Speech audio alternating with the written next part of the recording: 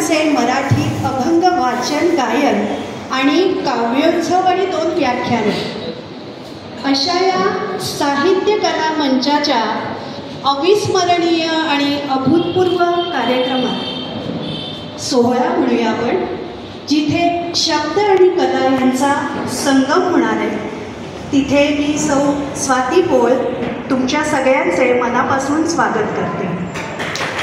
धन्यवाद. ज्ञान, कल्पना आणि भावनांच्या या अद्भुत जगात या ज्ञानाचा उत्सव साजरा करण्यासाठी अभिव्यक्तीच्या या समृद्ध मंचावर आपण आज सर्वजण उपस्थित आहोत. ज्ञानाची देवी सरस्वती आणि विद्येचा प्रकाश यांच्या आशीर्वादाने आपण आता दीपप्रज्वलन करणार आहोत. आजच्या या सोहळ्याच्या निमित्ताने उपस्थित असलेल्या मान्यवरांना मी दीपप्रज्वलन करण्यास आमंत्रित करते. आजचे आपले मान्यवर डॉक्टर बाळकृष्ण तळे, डॉक्टर सुनील सावंत सर, श्री रवींद्र गावडे, अमेय कोटवीकर आणि सौ सुचिता खाडे.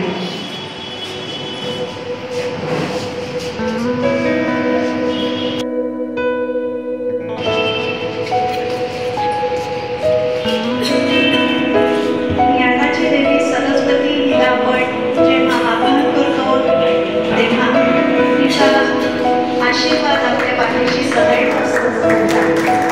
चांगल्या कार्याची सुरुवात करायला हा आशीर्वाद आपल्याला फार महत्त्वाचा असतो.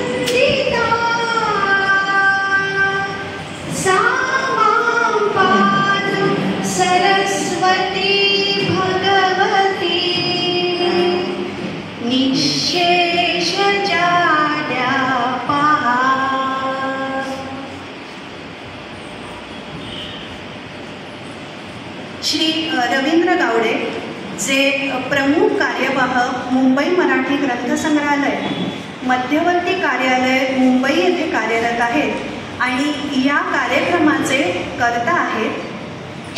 मी त्यांना आता व्यासपीठावर आमंत्रित करते.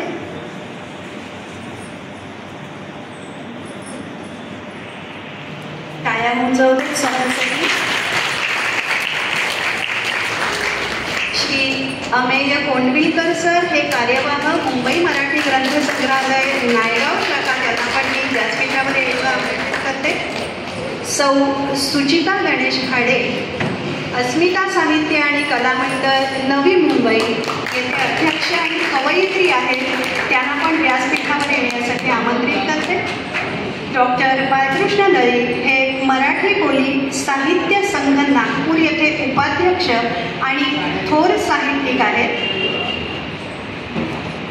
डॉक्टर सुनील सावंत यांना मी विनंती करते की त्यांनी श्री रवींद्र गावडे यांचा शाल, श्रीफल आणि पुष्पगुच्छ देऊन सत्कार करावा. आपण डॉक्टर सत्कार करतील, आपण टाळ्या वाजवूया.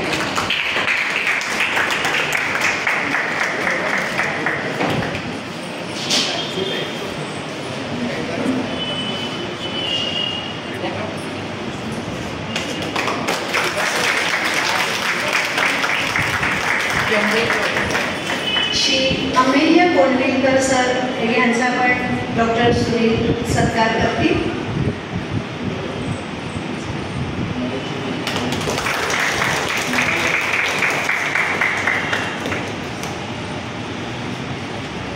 श्री अमेय कोंडविलकर सर.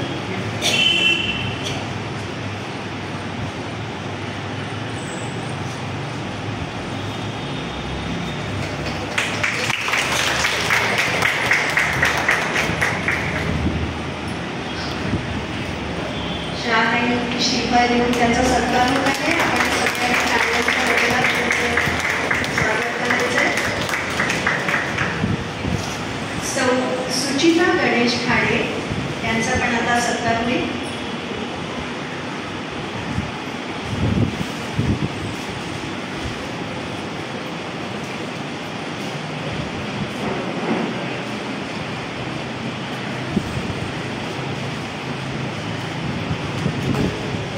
श्रीफल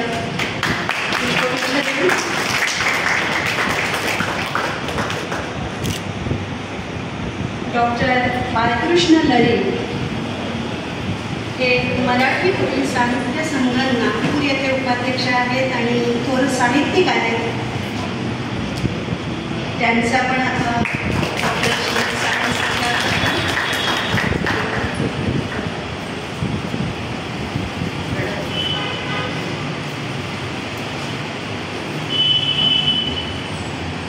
डॉक्टर बालकृष्ण लरे.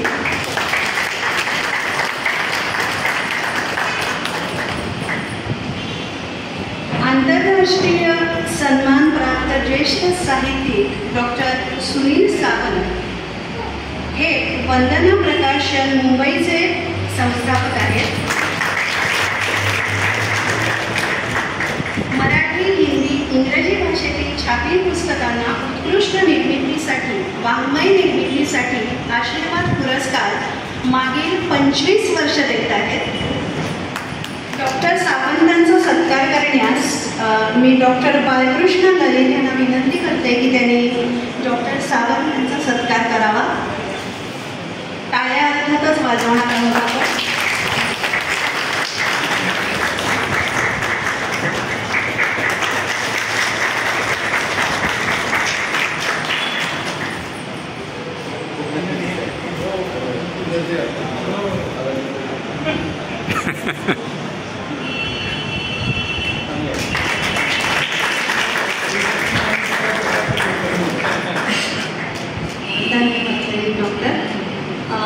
डॉक्टर सुनील सावंत पुढील कार्यक्रमाचं प्रास्ताविक करतील अशी मी त्यांना विनंती करते.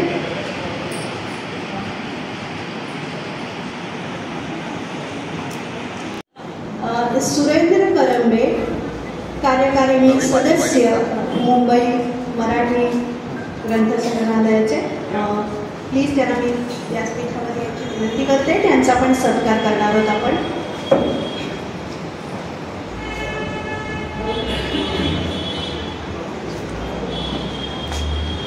न बोलता येणाऱ्या वाचताना टाळ्या आपण वाजवूया.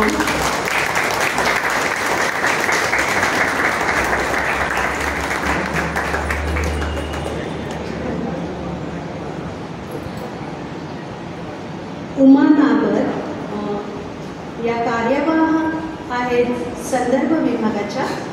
त्यांना अखिल भारतीय मराठी प्रकाशक संघातर्फे यावर्षीचा पुरस्कार मुद्रित शोधनाच्या क्षेत्रात त्यांनी उल्लेखनीय कामगिरी केल्याबद्दल दिला आहे. कालच अनाऊन्स झालेला आहे, त्याच्यामुळे ताजा असताना आपल्याला त्यांचा योग आलेला इथे येण्याचा, तर त्यांना पण मी व्यासपीठावर यायची विनंती करते. मॅडम या.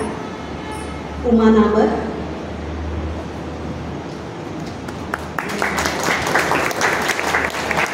त्यांचा पण आपण सत्कार करणार आहोत.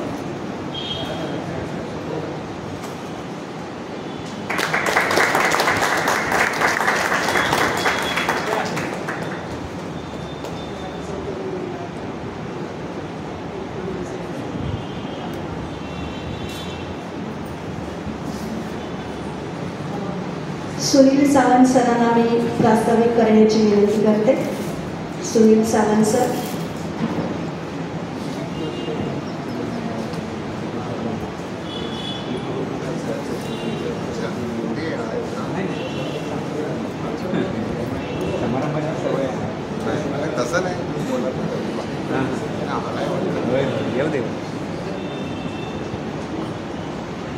रसिको, आदरणीय व्यासपीठावर विराजमान मालवणी बोली भाषेचे तज्ज्ञ डॉक्टर बाळकृष्ण लळित, मुंबई मराठी ग्रंथसंग्रहालयाचे प्रमुख कार्यवाह रवींद्र गावडे आणि मुंबई मराठी ग्रंथसंग्रहालय नायगाव शाखा या शाखेचे कार्यवाह अमेय कोंडविलकर, तसेच सौ सुचिता खाडे, अस्मिता साहित्य संस्कृती व कला मंडळ नवी मुंबई ह्या संस्थेच्या त्या अध्यक्ष आहेत. आणि आपण सगळे आज उपस्थित निमंत्रित कवी आणि कवयित्रींना माझा नमस्कार. रसिको, प्रास्ताविकाचं प्रयोजन असं आहे की हा कार्यक्रम ज्यांच्यामुळे जन्मास आला त्यांची कृतज्ञता व्यक्त करायला हवी. ते आमचे मित्र डॉक्टर बाळकृष्ण लळित. महिन्यापूर्वी ते म्हणाले की सौ सुचिता खाडे, अस्मिता साहित्य संस्कृती आणि कला मंडळ नवी मुंबई ह्या संस्थेने अभंग लेखन स्पर्धा घेतलेली आहे आणि त्या अभंग लेखन स्पर्धेतील विजेत्यांना पुरस्कार द्यायचे आहेत. तर त्यासाठी एखादा हॉल आपल्याला इथे जर आपल्या ओळखीने सौजन्याने म्हणजेच विनाशुल्क मिळाला तर आपल्याला हा कार्यक्रम करता येईल. आपल्याला कल्पना आहे की एखादा कार्यक्रम आयोजित करणं म्हणजे किती खर्चिक काम असतं. आणि ह्या सौ सुचिता खाडे यांनी अभंग लेखन स्पर्धा हा उपक्रम ऑनलाईन राबवून जवळजवळ 200 जणांनी या स्पर्धेत भाग घेतला होता. आणि त्या स्पर्धेत ज्यांना त्यांनी पारितोषिकं दिली त्यांना पुरस्कार प्रदान करण्यासाठी एक छोटीशी मदत आपण करूया असा एक प्रस्ताव डॉक्टर बाळकृष्ण लळित यांनी माझ्यासमोर ठेवला. आणि आपले मुंबई मराठी ग्रंथसंग्रहालयाचे प्रमुख कार्यवाह रवींद्र गावडे सर, त्यांना मी भेटलो आणि त्यांना म्हटलं, सर असा एक उपक्रम आहे तर त्यासाठी आपण ह्या हॉलमध्ये कार्यक्रम करू शकतो का, आपण आम्हाला मदत कराल का. तर ते तत्परतेने तयार झाले. तर त्यांचेही मी खूप खूप मनापासून आभार मानतो. आणि अशा प्रकारे आजच्या ह्या कार्यक्रमाचं आयोजन झालेलं आहे. रसिको, आजचा हा कार्यक्रम 4 संस्थांच्या संयुक्त विद्यमाने होत आहे. आजपर्यंत अनेक कार्यक्रम वंदना प्रकाशन मुंबई या संस्थेनेही केलेले आहेत ह्याच सभागृहात. आणि आज खरं तर बऱ्याच वर्षानंतर पुन्हा आम्ही हा इथे संयुक्त विद्यमाने कार्यक्रम करीत आहोत. त्याचं सगळं श्रेय डॉक्टर बाळकृष्ण लळित यांना जाते. नाही म्हणजे त्यांनी ह्या कार्यक्रमाला जन्म दिला आणि त्यामुळे कळसापर्यंत जाईपर्यंत जो पाया असतो ना तो फार महत्त्वाचा असतो, हे आपल्या कार्यक्रमाचे पाया आहे. तर असे करू या अकस्मात आयोजनामुळे खरं तर खूप कमी दिवसांमध्ये आम्हाला हे सगळं आयोजन करायला लागलं. तर त्यात काही जणांना असुविधा जर झाली असेल तर कृपया आम्हाला क्षमा करावी. आणि आता आपल्यासाठी खास मी हिंदी साहित्य क्षेत्रात असतो, अनेक हिंदी साहित्य संमेलनांमध्ये असतो, म्हणून आपल्यासाठी एक छोटासा शेर आहे. निगाहे आपकी पहचान है हमारी, निगाहे आपकी पहचान है हमारी, मुस्कुराहट आपकी शान है हमारी. करना हिफाजत आप अपनी, करना हिफाजत आप अपनी, क्योंकि सांसें आपकी जान है हमारी. धन्यवाद. पुढील सूत्र मी स्वाती कोळी मॅडमकडे देतो.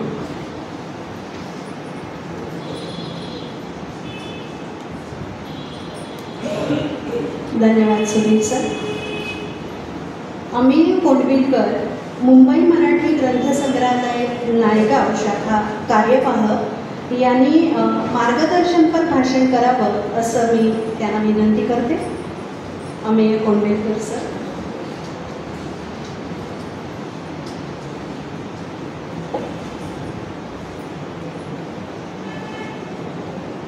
नमस्कार. सन्माननीय व्यासपीठ, माझं नाव अमेय कोंडविलकर. मी मुंबई मराठी ग्रंथसंग्रहालय नागपूर शाखेचा कार्यवाह आहे, त्याबरोबरती कार्यकारिणी सदस्य आहे. माझ्याबरोबर एक मकरंद केसरकर म्हणून आहे. तर तुम्ही आमच्याकडे बघितलं तर मला असं वाटतं की आम्ही 2च तरुण आहोत त्या कार्यकारिणी सदस्यामध्ये, जी यावर्षीची आली. आणि त्यावेळेपासून आम्ही असे कार्यक्रम म्हणजे घेतच आहोत. मुंबई मराठी ग्रंथसंग्रहालय म्हणजे नेहमीच पुढाकार घेतलेला आहे अशा कार्यक्रमांना प्रोत्साहन देण्यासाठी किंवा त्यांच्याबरोबर संयोजन करण्यासाठी. तर आज जसं म्हणजे सुनील सावंत साहेबांनी सांगितलं की त्यांनी आम्हाला म्हणजे विचारपूस केली की हां आपण असा कार्यक्रम करू शकतो का. तर म्हणजे मला वाटतं कावडे साहेबांनी लगेच होकार दिला त्याच्या, आणि मग ते हा कार्यक्रम म्हणजे प्रत्यक्षात आला. तर त्यासाठी मी सुनील सावंत साहेबांना तसेच डॉक्टर बालकृष्ण लळित साहेबांनाही धन्यवाद देतो की त्यांनी होकार दिला आणि म्हणजे या कार्यक्रमाची रूपरेषा म्हणजे आखली आणि त्या पद्धतीने हे कार्यक्रम आज इथे संपन्न होत आहे. तर त्यासाठी मी सर्वांचे धन्यवाद करतो. आणि याच पद्धतीने मुंबई मराठी ग्रंथसंग्रहालय तसेच आपली जी मराठी अभिजात भाषा आहे आणि वंदना प्रकाशन, अस्मिता साहित्य संस्कृती आणि कला मंडळ तसेच मराठी बोलू साहित्य संघ नागपूर हे सर्व एकत्रितपणे अजूनही पुढे असे कार्यक्रम करत राहू आणि आपली अभिजात मराठी भाषा पुढे घेत जाऊ. धन्यवाद. धन्यवाद अमेय सर.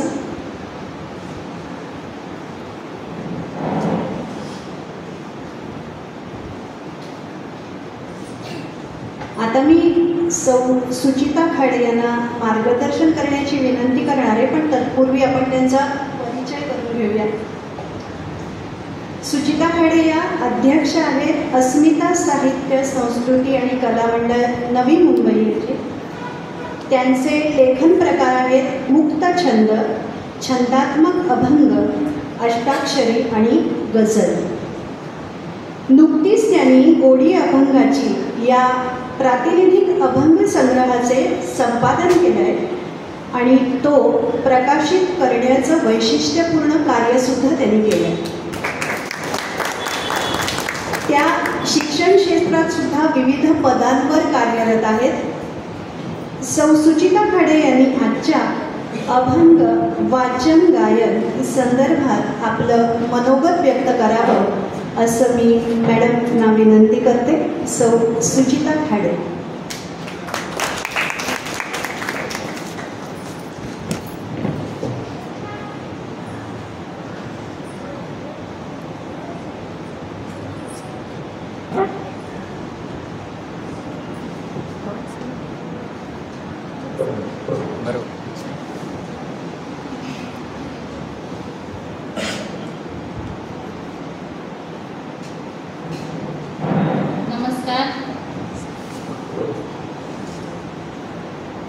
मुंबई मराठी ग्रंथ संग्रहालय नायगाव शाखा, वंदना प्रकाशन मुंबई, मराठी बोली साहित्य संघ नागपूर आणि अस्मिता साहित्य संस्कृती आणि कला मंडळ यांच्या संयुक्त विद्यमाने आयोजित साहित्य कला महोत्सव आणि याद्वारे मालवणी भाषा साता समुद्रापार नेणारे नाटककार कैलासवासी गंगाराम गवाणकर यांना भावपूर्ण आदरांजली व्यक्त करू व्यासपीठावरील मान्यवर व्याख्याते डॉक्टर सुनील सावंत सर, व्याख्याते डॉक्टर बाळकृष्ण लळित सर, प्रमुख उपस्थिती रवींद्र गावडे सर आणि उपस्थित रसिक कवी कवयित्री सर्वांना सादर प्रणाम.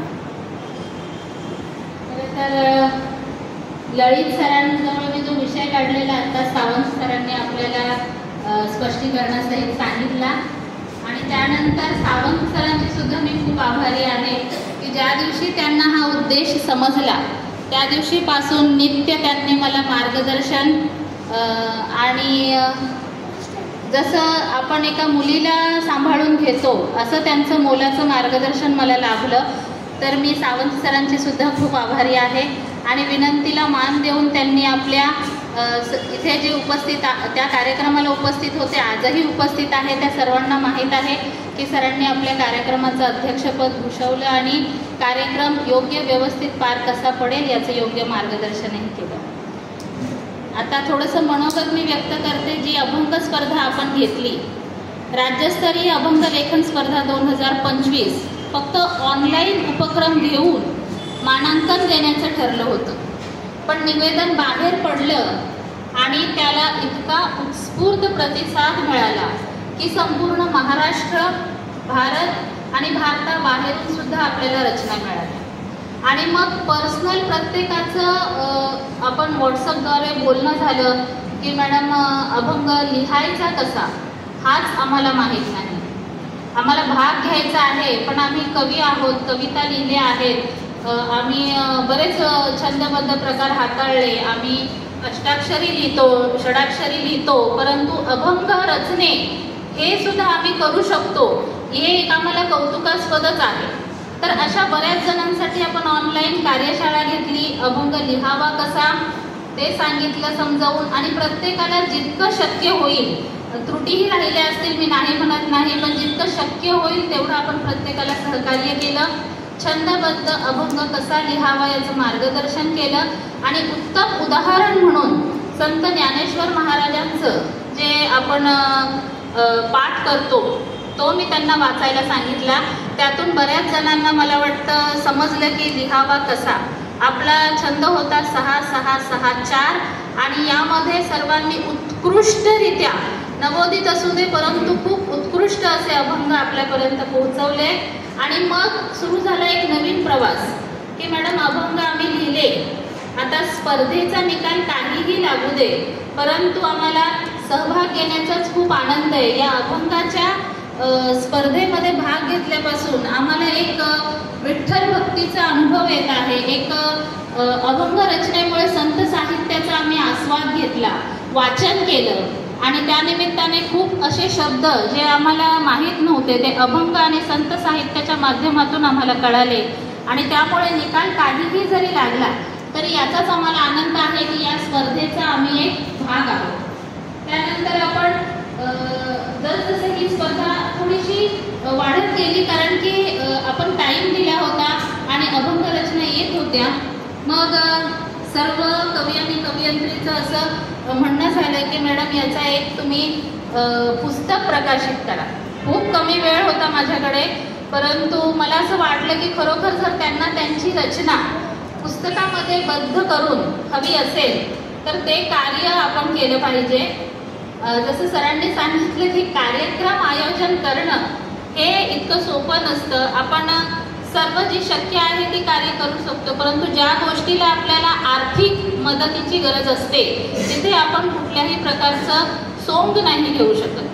तर या पुस्तकाला सहकार्य शुल्क ज्यांचं लाभलं त्यांचे अभंग आम्ही पुस्तकामध्ये बंदिस्त करून ते पुस्तक आम्ही गोडी अभंगाची या नावाने प्रकाशित केलं. कार्तिकी एकादशीच्या पवित्र दिवशी हा सोहळा पार पडला आणि ती प्रत आपण सर्वांपर्यंत पोहोचवत आहोत. ज्यांना कार्यक्रमाला उपस्थित राहता आलं नाही त्यांनाही आपण पोस्टाद्वारे पोहोचवणार आहोत. विलंब होईल परंतु प्रत नक्की घरापर्यंत पोहोचेल।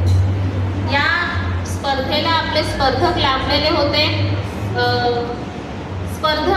परीक्षक होते।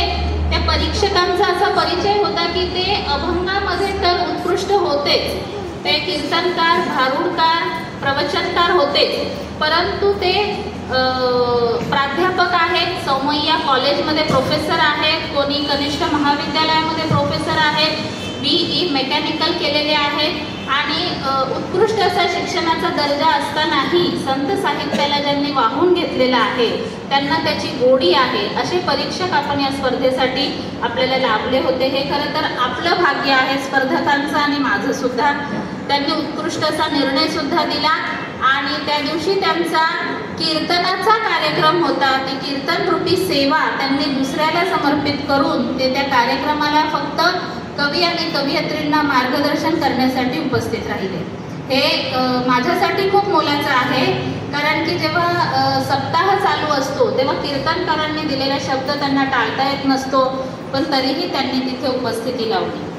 त्यानंतर आपण जे विजेते होते त्यांना आपण पुरस्कार दिले, सन्मान चिन्ह दिलं, सन्मानपत्र दिलं आणि रोख रक्कम असं प्रथम 3 विजेत्यांना दिलेलं आहे। बाकी सर्वांना आपण पुस्तकाची प्रत आणि प्रमाणपत्र देऊन सन्मानित केलं। थोडंसं मी विषयांतर करते, वेळ कमी आहे, अजून आपल्याला व्याख्यानं सुद्धा ऐकायची आहेत, त्यामुळे थोडं विषयांतर करते। कवयित्री म्हणून सुद्धा मी काम करते, तेव्हा एक कविता मला इथं सादर करण्याची परवानगी मी सावंत सरांना मागते आणि एक विषयांतर करून मी थोडंसं बोलते। याच महिन्यातला 21 नोव्हेंबर हा दिवस आपण हुतात्मा दिन म्हणून साजरा करतो। मुंबईसाठी ज्यांनी 108 लोकांनी ज्यांनी बलिदान दिलं त्यांचा आपण इथे दिन साजरा करत असतो। 108 या क्रमांकावरून मला एक अजून सांगायचं आहे की आपलं जे गोडी अभंगाचे पुस्तक प्रकाशन झालं त्याच्या पानांची संख्या सुद्धा 108 आहे आणि हा एक नामजप झालेला आहे आणि तो खरोखर विठ्ठलाच्या भक्तीमुळेच मला असं वाटतं संपन्न झालेला आहे। या मुंबई सहित महाराष्ट्राच्या निर्मितीसाठी आपल्या प्राणांची आहुती देणाऱ्या सर्व हुतात्म्यांना आपण प्रणाम करूया। आणि जसं आपला महाराष्ट्र आपलीच मुंबई आहे, मुंबई हे केवळ शहर नाही आहे, ती ऊर्जा आहे, स्वप्न आहे, गती आहे, जिवंतपणा आहे, राजधानी, अर्थनगरी, स्वप्ननगरी, मायानगरी अनेक नावांनी ती ओळखली जाते। याच मुंबईमध्ये आपण बघतो की ही मुंबई फक्त दगडांची नाही तर ती आशेची, जिद्दीची, प्रयत्नांची आणि एक विविधतेचा महाकुंभ आहे। या मुंबईसाठी मी माझी एक कविता समर्पित करते। कवितेचं नाव आहे संघर्षाची मुंबई। घेतो आम्ही पुन्हा नव्याने हे मुंबई अदमास तुझा, अदमास म्हणजे अंदाज। घेतो आम्ही पुन्हा नव्याने हे मुंबई अदमास तुझा, संघर्षाचा इतिहास बोलतो, संपेल कधी वनवास तुझा, संपेल कधी वनवास तुझा। नैतिक भौतिक ऐतिहासिक, नैतिक भौतिक ऐतिहासिक तुझी झळाळी मान तुझा, नैतिक भौतिक ऐतिहासिक तुझी झळाळी मान तुझा, तुला मिळवण्या रक्त सांडले अभिमानाचा वारसा तुझा, संघर्षाचा इतिहास बोलतो, संपेल कधी वनवास तुझा। कष्टकऱ्यांच्या स्वप्नांमध्ये, कष्टकऱ्यांच्या स्वप्नांमध्ये माया नगरी आभास तुझा, तूच खुनवते गळ घालुनी किती दांडगा विश्वास तुझा, संघर्षाचा इतिहास बोलतो, संपेल कधी वनवास तुझा, संपेल कधी वनवास तुझा। ज्ञानाचे आगार विशाल सागर निद्राहीन समाज तुझा। आपण बघतो की मुंबई कधीच झोपत नाही, अविरत जागीच असते। ज्ञानाचे आगार विशाल सागर निद्राहीन समाज तुझा, तुला घालण्या मुकुट शिरावर तत्पर वीर जवान तुझा, संघर्षाचा इतिहास बोलतो, संपेल कधी वनवास तुझा। तुझ्या गुणांच्या खाणीतून पोसतो इथे नटराज तुझा. तूच माऊली देते शक्ती, तेव्हाच होतो विकास तुझा. संघर्षाचा इतिहास बोलतो, संपेल कधी वनवास तुझा, संपेल कधी वनवास तुझा. शेवटचं कवितेचं कडवं आहे जे मी मुंबई नगरीला समर्पित करते आणि आपल्या सगळ्या मुंबईकरांना सुद्धा. छाताडावर घाव घेतला, ढळू न दिला पण मान तुझा. छाताडावर घाव घेतला, ढळू न दिला पण मान तुझा. ज्योत अखंड तेवते शौर्याची, ज्योत अखंड तेवते शौर्याची. एक दिवा सन्मान तुझा, एक दिवा सन्मान तुझा. घेतो आम्ही पुन्हा नव्याने हे मुंबई अजमास तुझा. संघर्षाचा इतिहास बोलतो, संपेल कधी वनवास तुझा, संपेल कधी वनवास. धन्यवाद.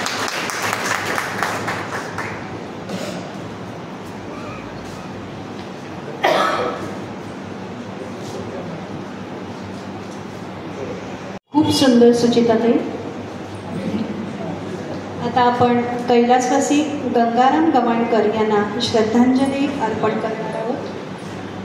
मी सर्वांना 2 मिनिटं उभं राहून मौन पाळावं अशी विनंती करते. सर्वांनी कृपया 2 मिनिटं उभं राहायचं आहे.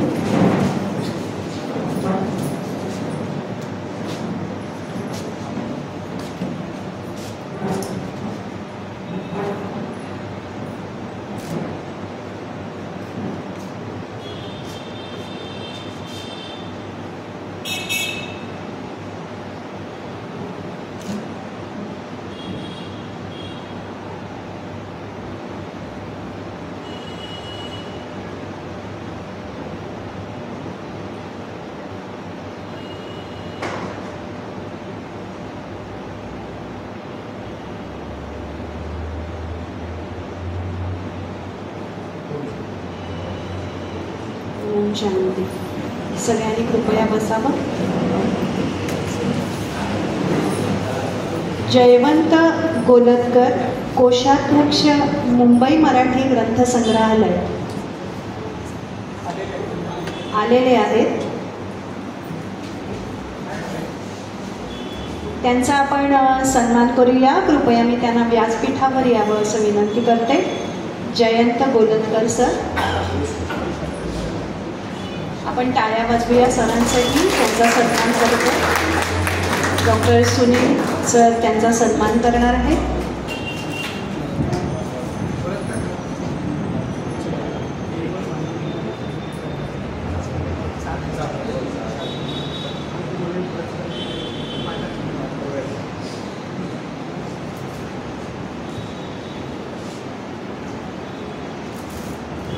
डॉक्टर बालकृष्ण ललित यांनी त्यांच्या शब्दसुमनांनी कैलासवासी गंगाराम गवाणकर यांना आदरांजली अर्पण करावी आणि त्यांनी मालवणी साहित्य, संस्कृती, संशोधन या विषयांवरही मार्गदर्शन करावं.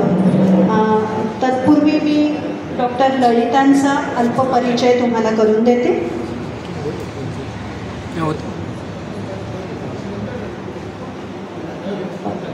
ठीक आहे, आपण आधी आदरांजली सर वाहतील आणि मी नंतर त्यांचा परिचय करून देते.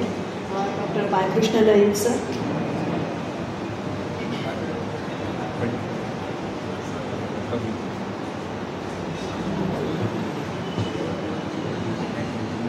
खरं तर वस्त्रहरणकारांना श्रद्धांजली अर्पण करण्याची वेळ आपल्यावर आली.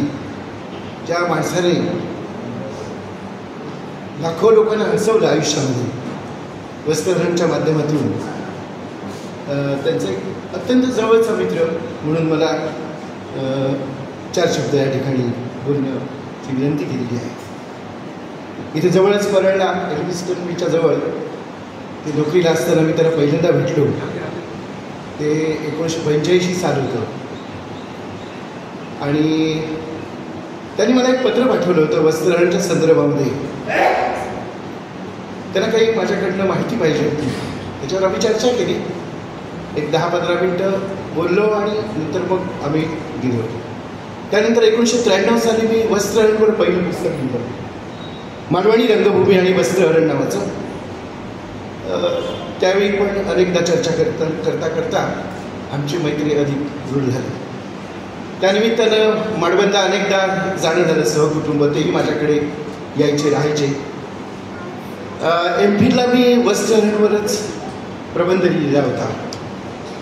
तो 93 साली प्रकाशित झाला. नानांचं आणि माझ्याबद्दल आणखी 2-3 गोष्टी तुम्हाला सांगेन, म्हणजे त्यांचा स्वभाव तुमच्या लक्षात येईल की माडबंदला गेलो असताना माझ्या मनात आलं की नाना आपण तुमच्या माडबंदच्या समुद्र किनाऱ्यावर जाऊया. आणि तुम्ही आणि मी आणि मी वस्त्रहरणमध्ये काम केलेलं होतं आता सरपंचाचं. 4 प्रयोग मी केलेले होते पुणे विद्यापीठात. तर आपण ते डायलॉग म्हणूया. तर ते तयार झाले, 2-3 तिथली पात्र, आणि आम्ही माडबंदच्या समुद्र किनाऱ्यावर व्हिडिओ शूटिंग केलं. आणि त्या विजयदुर्गच्या साक्षीने आम्ही वस्त्रहरण केलं. तर नाना मला म्हणाले की लळीत ह्याच्यातून आता एक काम करूया, आपण हैसरच या किनाऱ्यावरच आपण एक वस्त्रहरणचा कार्यक्रम घेऊया. पडदं नको, काय नको, काय नको. अपूर्ण राहिलं. नंतर मग मी मालवणी रंगभूमीचा इतिहास नावाचं पुस्तक लिहिलं. भरतनाट्य मंदिर असं विचित्र ठिकाणी आहे पुण्यात की तिथे 5-50 लोकसुद्धा येतील की नाही. पण नाना आलेले होते. माझ्या पुस्तकाचं प्रकाशन झालं तत्कालीन कुलगुरू नितीन करमळकर आणि नानांच्या हस्ते. नंतर मग कणकवलीला जे आम्ही साहित्य संमेलन भरवलं होतं, प्रमोद जाठेरांच्या मार्गदर्शनाखाली त्याचे ते अध्यक्ष होते. इथे नायर सभागृह आहे, त्या नायर सभागृहाला नाना मुद्दाम उपस्थित होते. आता त्यांच्यावर MPhil त्यांच्या संदर्भात आम्ही करून घेतलं.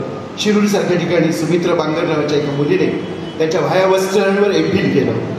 कारण मुंबई विद्यापीठ किंवा आपलं सगळेजण कितपत त्याच्यामध्ये लोकांना इंटरेस्ट होता मला माहीत नाही, पण शिरूरसारख्या ठिकाणी त्यांच्या आत्मकथनावरच MPhilचा प्रबंध झाला.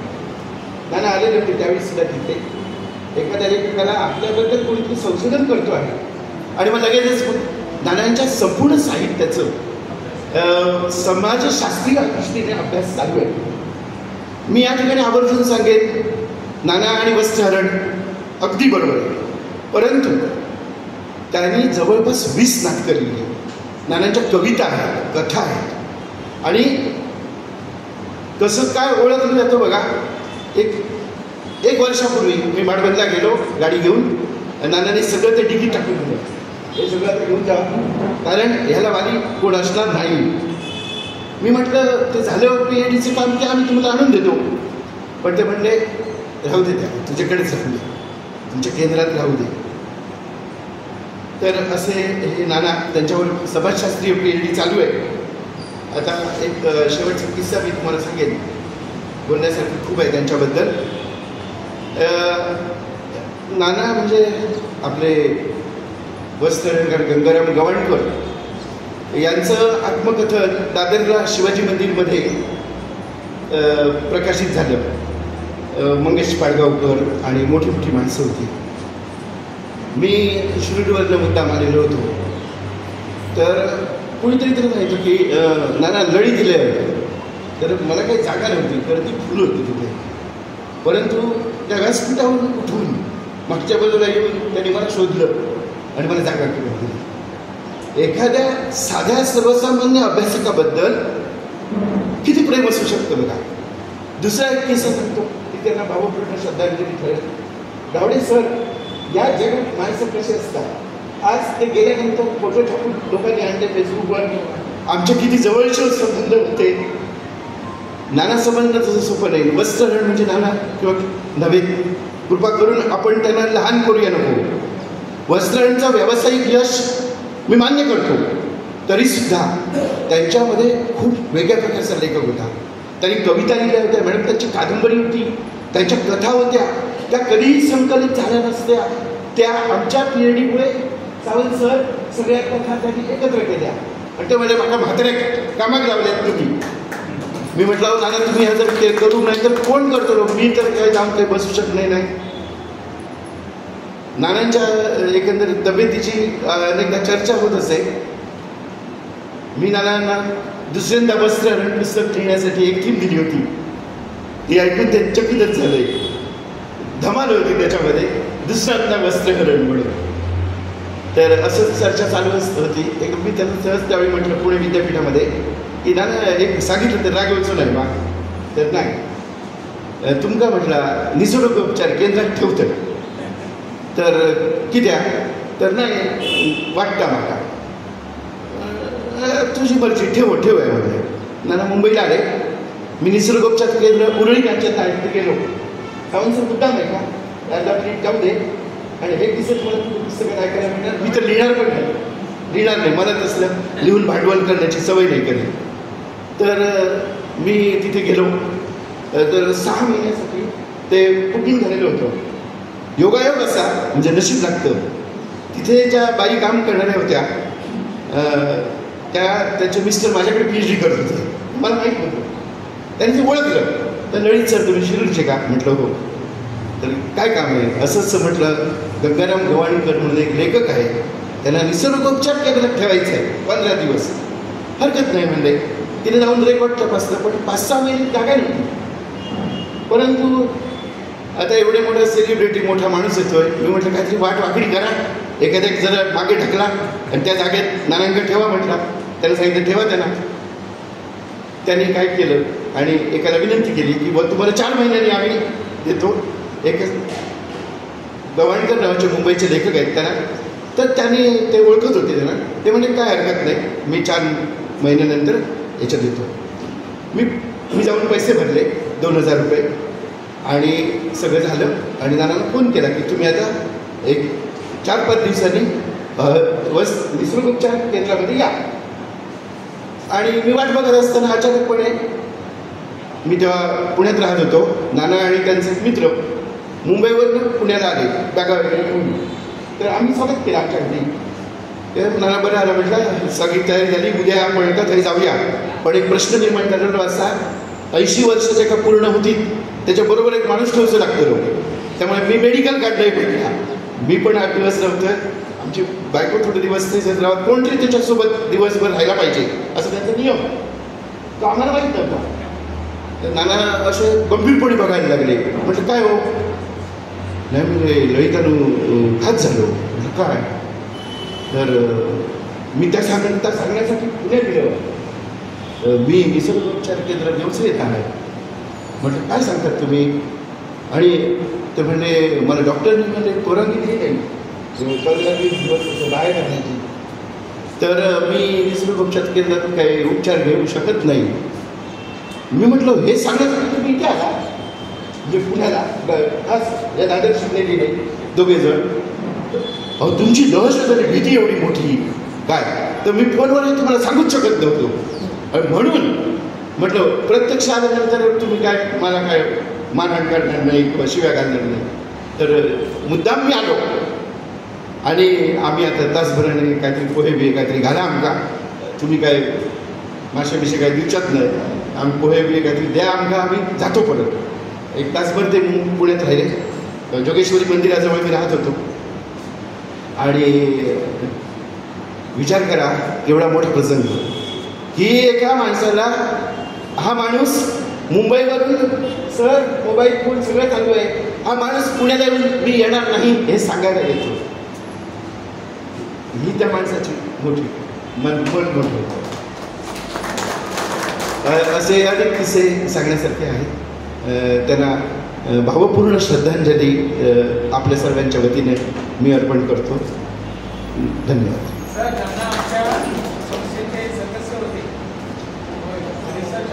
अच्छा हां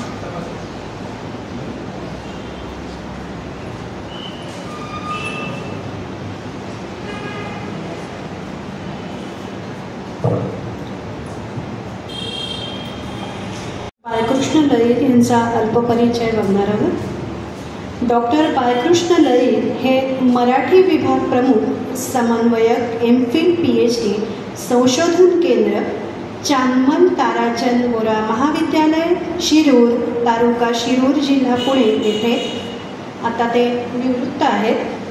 त्यांचे संशोधन कार्य आहे. त्यांनी मालवणी साहित्यात PhD केली आहे.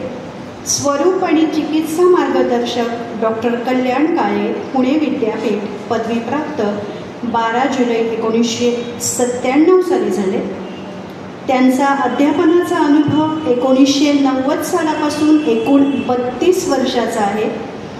त्यांचे ग्रंथलेखन एकूण 22 ग्रंथ त्यांनी स्वतंत्रपणे लिहिले.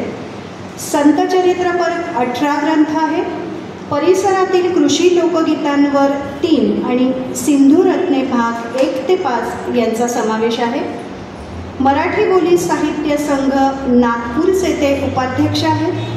मालवणी बोली आणि साहित्य संशोधन केंद्र सिंधुदुर्ग येथे संस्थापक अध्यक्ष आहेत. कोकण लोककला आणि संस्कृती संशोधन केंद्र शेरपे, कणकवली, जिल्हा सिंधुदुर्ग येथे सल्लागार आहेत. डॉक्टर ललितांना 11 पुरस्कार प्राप्त झाले आहेत. डॉक्टर बाळकृष्ण लळित यांनी मार्गदर्शनपर भाषण करावं असं मी त्यांना,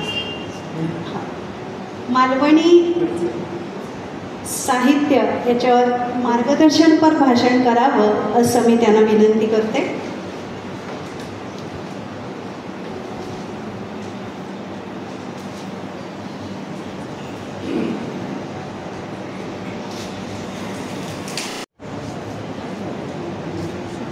नमस्कार. गेली 35 ते 40 वर्ष ज्या विषयावर मी म्हटलं तर अहोरात्र चिंतन आणि अभ्यास केला, माझा तो श्वासच आहे. अशा मालवणी साहित्य आणि संस्कृतीवर अत्यंत कमीत कमी शब्दामध्ये बोलणं फार मोठी कसोटी आहे. कारण संदर्भापासून संदर्भ येऊ शकतात. अगदी 12व्या शतकापासून बोलायचं झालं तर. पण मी फार वेळ न घेता, कारण आपल्याला नंतर माझ्या ज्यांच्या अध्यक्षतेखाली मला डॉक्टरेट मिळाली, परश्री नेरुरकर, त्यांच्या अत्यंत जवळचे असे सहकारी मित्र सुनील, माझाही त्यांचा खूप जवळचा संबंध होता. तर परश्री नेरुरकर यांच्याबद्दल आपल्याला ऐकायचं आहे, अभंग ऐकायचे आहेत, कविता ऐकायच्या आहेत. आणि या सगळ्या पार्श्वभूमीवर या साहित्य कला महोत्सवामध्ये आज मी आवर्जून उल्लेख करेन. मग अशी श्रद्धांजली होती म्हणून करता आली, पण आदरणीय रवींद्र गावडे यांचं फोनवर माझं बोलणं झालं परवा. मी जवळपास इथे 1980 पासून 85 पासून येतो आहे. अच्युत तारीखबद्दल आज मी सर इथे येण्यापूर्वी 2 तास लायब्ररीमध्ये बसलो होतो आणि सगळं लिहून काढलं त्यांच्याबद्दल. अच्युत तारीख बाहेर लिहून देत नाही तर मी घेऊन झेरॉक्सही काढता येईल ना, झेरॉक्स करायचे तर पैसे खूप लागले, हाताला लिहून काढलं. 2 तास बसलो होतो लायब्ररीमध्ये. तर अच्युत तारीख यांच्याबद्दल मला उत्सुकता होती. त्यांच्या 4 पुस्तकं मला मिळाली. 4 पुस्तकं मी 2 तासात संपवली, लिहून काढलं. नाबर मॅडम तुमचा उपयोग केला बरं का. त्यांना एकदा नाबर मॅडमनी सांगितलं द्यायला, 25 रुपये भरले, हा पावती आहे. नाही, ते नियम सगळे पाळायचे आपण. तर खाडे मॅडम, सावंत मॅडम, काय ना पोळ मॅडम, त्यानंतर आणि उपस्थित सर्व बंधू भगिनी, मालवणी संस्कृतीबद्दल अगदी 15 ते 20 दिवसात आदरणीय मधु मंगेश कर्णिक यांची 8 पानांची प्रस्तावना असणारं दक्षिण कोकणच्या आध्यात्मिक रहस्याच्या शोधात, ज्याच्यावर चौफेर टीका होऊ शकते, ती सहन करू म्हणून दाल फक्त मधुबाईंची घेतली आणि त्यांनी प्रस्तावना दिली म्हणून पुस्तक छापण्यास धाडस करतो. मी मालवणी बोली साहित्याचा अभ्यास करत होतो, सिंधू रत्न लिहित होतो आणि माझ्या मनात अनेकदा आले की अरे आपल्या कोकणची एवढी लोकसंस्कृती आहे, ती कोण लिहिणार, आपणच लिहिली पाहिजे. आणि म्हणून पहिल्या भागामध्ये जवळजवळ 28 लेख आहेत, दुसऱ्यामध्ये तेवढेच लेख आहेत, 30 लेख आहेत. अगदी कौल लावण्यापासून देवस्कीपर्यंत सगळं त्याच्यामध्ये सामावलेलं आहे. मधुबाईंचा फोन आला, म्हणला अरे काय खूपच वेगळंच आहे तुझं लेखन. तर म्हटलं सर हे स्वानुभव आहेत म्हटलं, आणि दक्षिण कोकणच्या आध्यात्मिक रहस्यांच्या शोधात त्यातून मालवणी मुलकाची संस्कृती मला भावलेली, इतरांना भावलेली, ती पकडण्याचा मी प्रयत्न केलेला आहे. मधुबाईंची प्रस्तावना वाचा. माझं पुस्तक नाही वाचलं तरी चालेल, कारण 6-7 पानामध्ये मधुबाईचे काय म्हणतात. कारण ते म्हणाले, मी हे सगळं वाचताना माझं भान हरपलं होतं. मला काही हे समजत नव्हतं, कारण हे सगळं मीच लिहितोय असं मला वाटत होतं. हे माझ्यासाठी मोठं प्रमाणपत्र होतं. तर वयाच्या 93-94 वर्षी एखाद्या माणसाने एवढी प्रस्तावना लिहिलं, हे माझा फार मोठा सन्मान मी समजतो.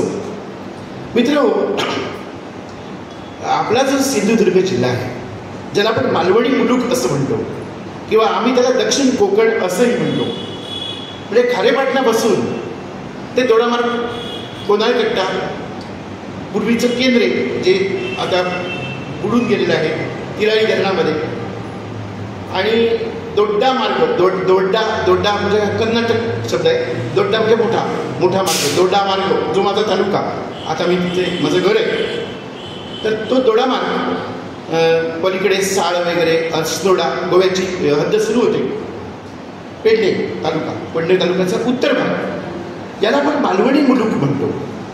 आपल्या महाराष्ट्रामध्ये ज्या 54-55 बोली बोलल्या जातात, त्या बोली साहित्य, त्या बोलीचा मी नागपूरचा उपाध्यक्ष आहे, म्हणजे संस्था नागपूरची आहे बरं का. आणि हे आश्चर्याचं, एका कोकणी माणसाला, मालवणी माणसाला तरी उपाध्यक्ष करणं. हो, आणि आता आमचे अध्यक्ष 85 वर्षाचे आहे, बाहेर पडत नाही, त्यामुळे सगळी जबाबदारी माझ्यावर येते बऱ्याचदा. तर ते लोक इतके झपाटल्याप्रमाणे बोलीचा संशोधन करतात, आणि म्हणून मी UGC कडनं गाईड घेऊन जवळजवळ 73 बोलीभाषांचा अभ्यास केला. 73 बोलीभाषांचा महाराष्ट्रातल्या आणि मराठीच्या बोलीभाषा. तर आपला हा सिंधुदुर्ग जिल्हा आहे ना, त्याच्याकडे बहुतेक मला वाटतं इथे उपस्थित असणारे लोक सुद्धा बरेच सिंधुदुर्गचे असावेत. तर त्याच्याकडे ना बघण्याचा दृष्टिकोन त्या व्यक्तीकडे, काय मालवणी माणूस म्हणजे काय, ठीक आहे, गृहीत करायचं, ही ओळख मला फार जाचत असेल. आणि म्हणून मी असं ठरवलं की माझ्या संशोधनाचे विषय हे मालवणी बोलीचे करायचे. निमित्त असं घडलं सर, बांद्याला एक सभा होती, एक मंत्री आलेले होते आणि एक माणूस उभा राहिला बाहेर प्रेक्षकामध्ये. जुनी गोष्ट बरं, 2 निमित्त आहे, एक महेश डोळीसकरांचा लेख आणि तो माणूस, मी त्याच्या शेजारी बसलो होतो, आणि तो गावातलो माणूस उभं राहून काहीतरी आपल्या भाषेत ते का सांगितलं होतं, कोणाक मंत्र एकदा निवेदन दे होतं. त्याला सगळ्यांनी हसून खाली बसवलं, त्याला त्याचं म्हणणं मांडू दिलं नाही. मी खाली अस्वस्थ झालो. मी म्हटलं, बोलायचं ना तुम्ही एवढं सगळं काय नाही हो, बोलूक दिलं नाही, माका जरा मराठीतून बोलू.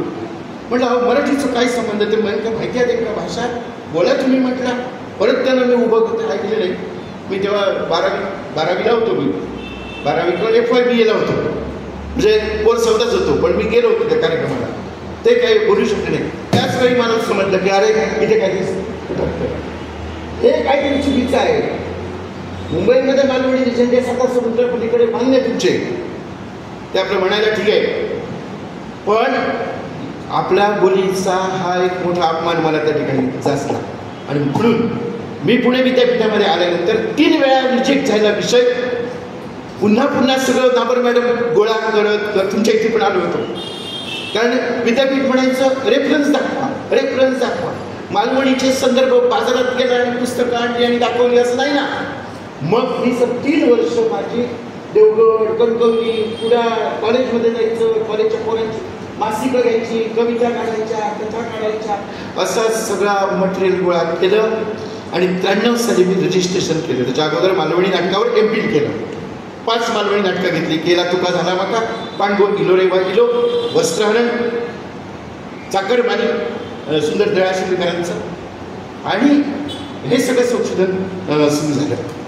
ही मालवणी भाषेचा अभ्यास करताना तुम्हाला सर्वांना माहिती असेल, संत नामदेवांनी जी पंचभाषेची गवळण लिहिलेली आहे, त्या काळात संत नामदेव नाचू कीर्तनाचे रंगीत ज्ञानदीप लावू जगी असं म्हणणारे नामदेव पंजाबपर्यंत 3 वेळा गेलेले होते. घुमान या गावामध्ये त्यांनी गेले. मी जाऊन आलो घुमानला, मुद्दा मॅडम त्या ठिकाणी पाहून. मराठी लोक बोलतात तिथली शीख सरदारची. नामदेवांची 64 पदं त्या ग्रंथ गुरु गोविंद साहेबांमध्ये म्हटली जातात. नामदेवांचं प्रचंड मोठं मंदिर घुमानला अवश्य अमृतसरपासून 70-80 किलोमीटरवर आहे. तुम्ही जाऊन पाहून या. त्या नामदेवाने पंचभाषेची गवळणी लिहिली होती. त्या गवळणी गीतामध्ये सर पावगा दातारा तू नंदाचं झिलो, पावगा दातारा तू नंदाचं झिलो, मग पडको दी मी युवान गेलो. घे माझं कोयतो, काय म्हणते ती बाई, झालं तरी माझं कोयतो घे, पण माझं पडको दी मी युवान गेलो. ती बाई काय सांगते, पंचभाषेतली गवळण, पावगा दातारा तू नंदाचं झिलो, म्हणजे झील नंदाचा मुलगा, माका पडको दी मी युवान मेलो, आणि हे माझं कोयतो देवा पाया, मी पाया पडते झाले तरी पण तू हे घे. हे नामदेवाने पंचभाषेच्या गवळणी गीतामध्ये लिहिलं. मालवणी भाषेचा हा पहिला ओंकार आहे सर. नामदेवांच्या भाषा प्रभुत्वाचं आणि भाषा श्रेष्ठत्वाचं हे एक मोठं साधन आहे. त्यानंतर बरीच वर्ष गेली. मालवणीत मौखिक परंपरा प्रचंड आहे. आम्ही नामदेव गवळीने आणि मी पायाची डिग्री करून सिंधुदुर्ग फिरून त्याच्यावर प्रबंध लिहिला. 1100 पानाचा प्रबंध, मालवणी लोकसंस्कृती आणि मालवणी साहित्य, PhDचा प्रबंध. वैभववाडीला ते प्राचार्य आहेत, तुम्ही जाऊन तो प्रबंध पाहू शकता. तर अशी जी मालवणी भाषा आहे, मालवणी संस्कृती आहे, मालवणी निसर्ग आहे, लोकगीत आहे, कथा आहे, चालीरीती आहे, परंपरा आहे, 12-5 देवस्की आहे, भात शेती आहे, माड, पोफळ, आंबा, फणस, सगळं मालवणी मुलखामध्ये आहे. निसर्गाची लयलूट आहे.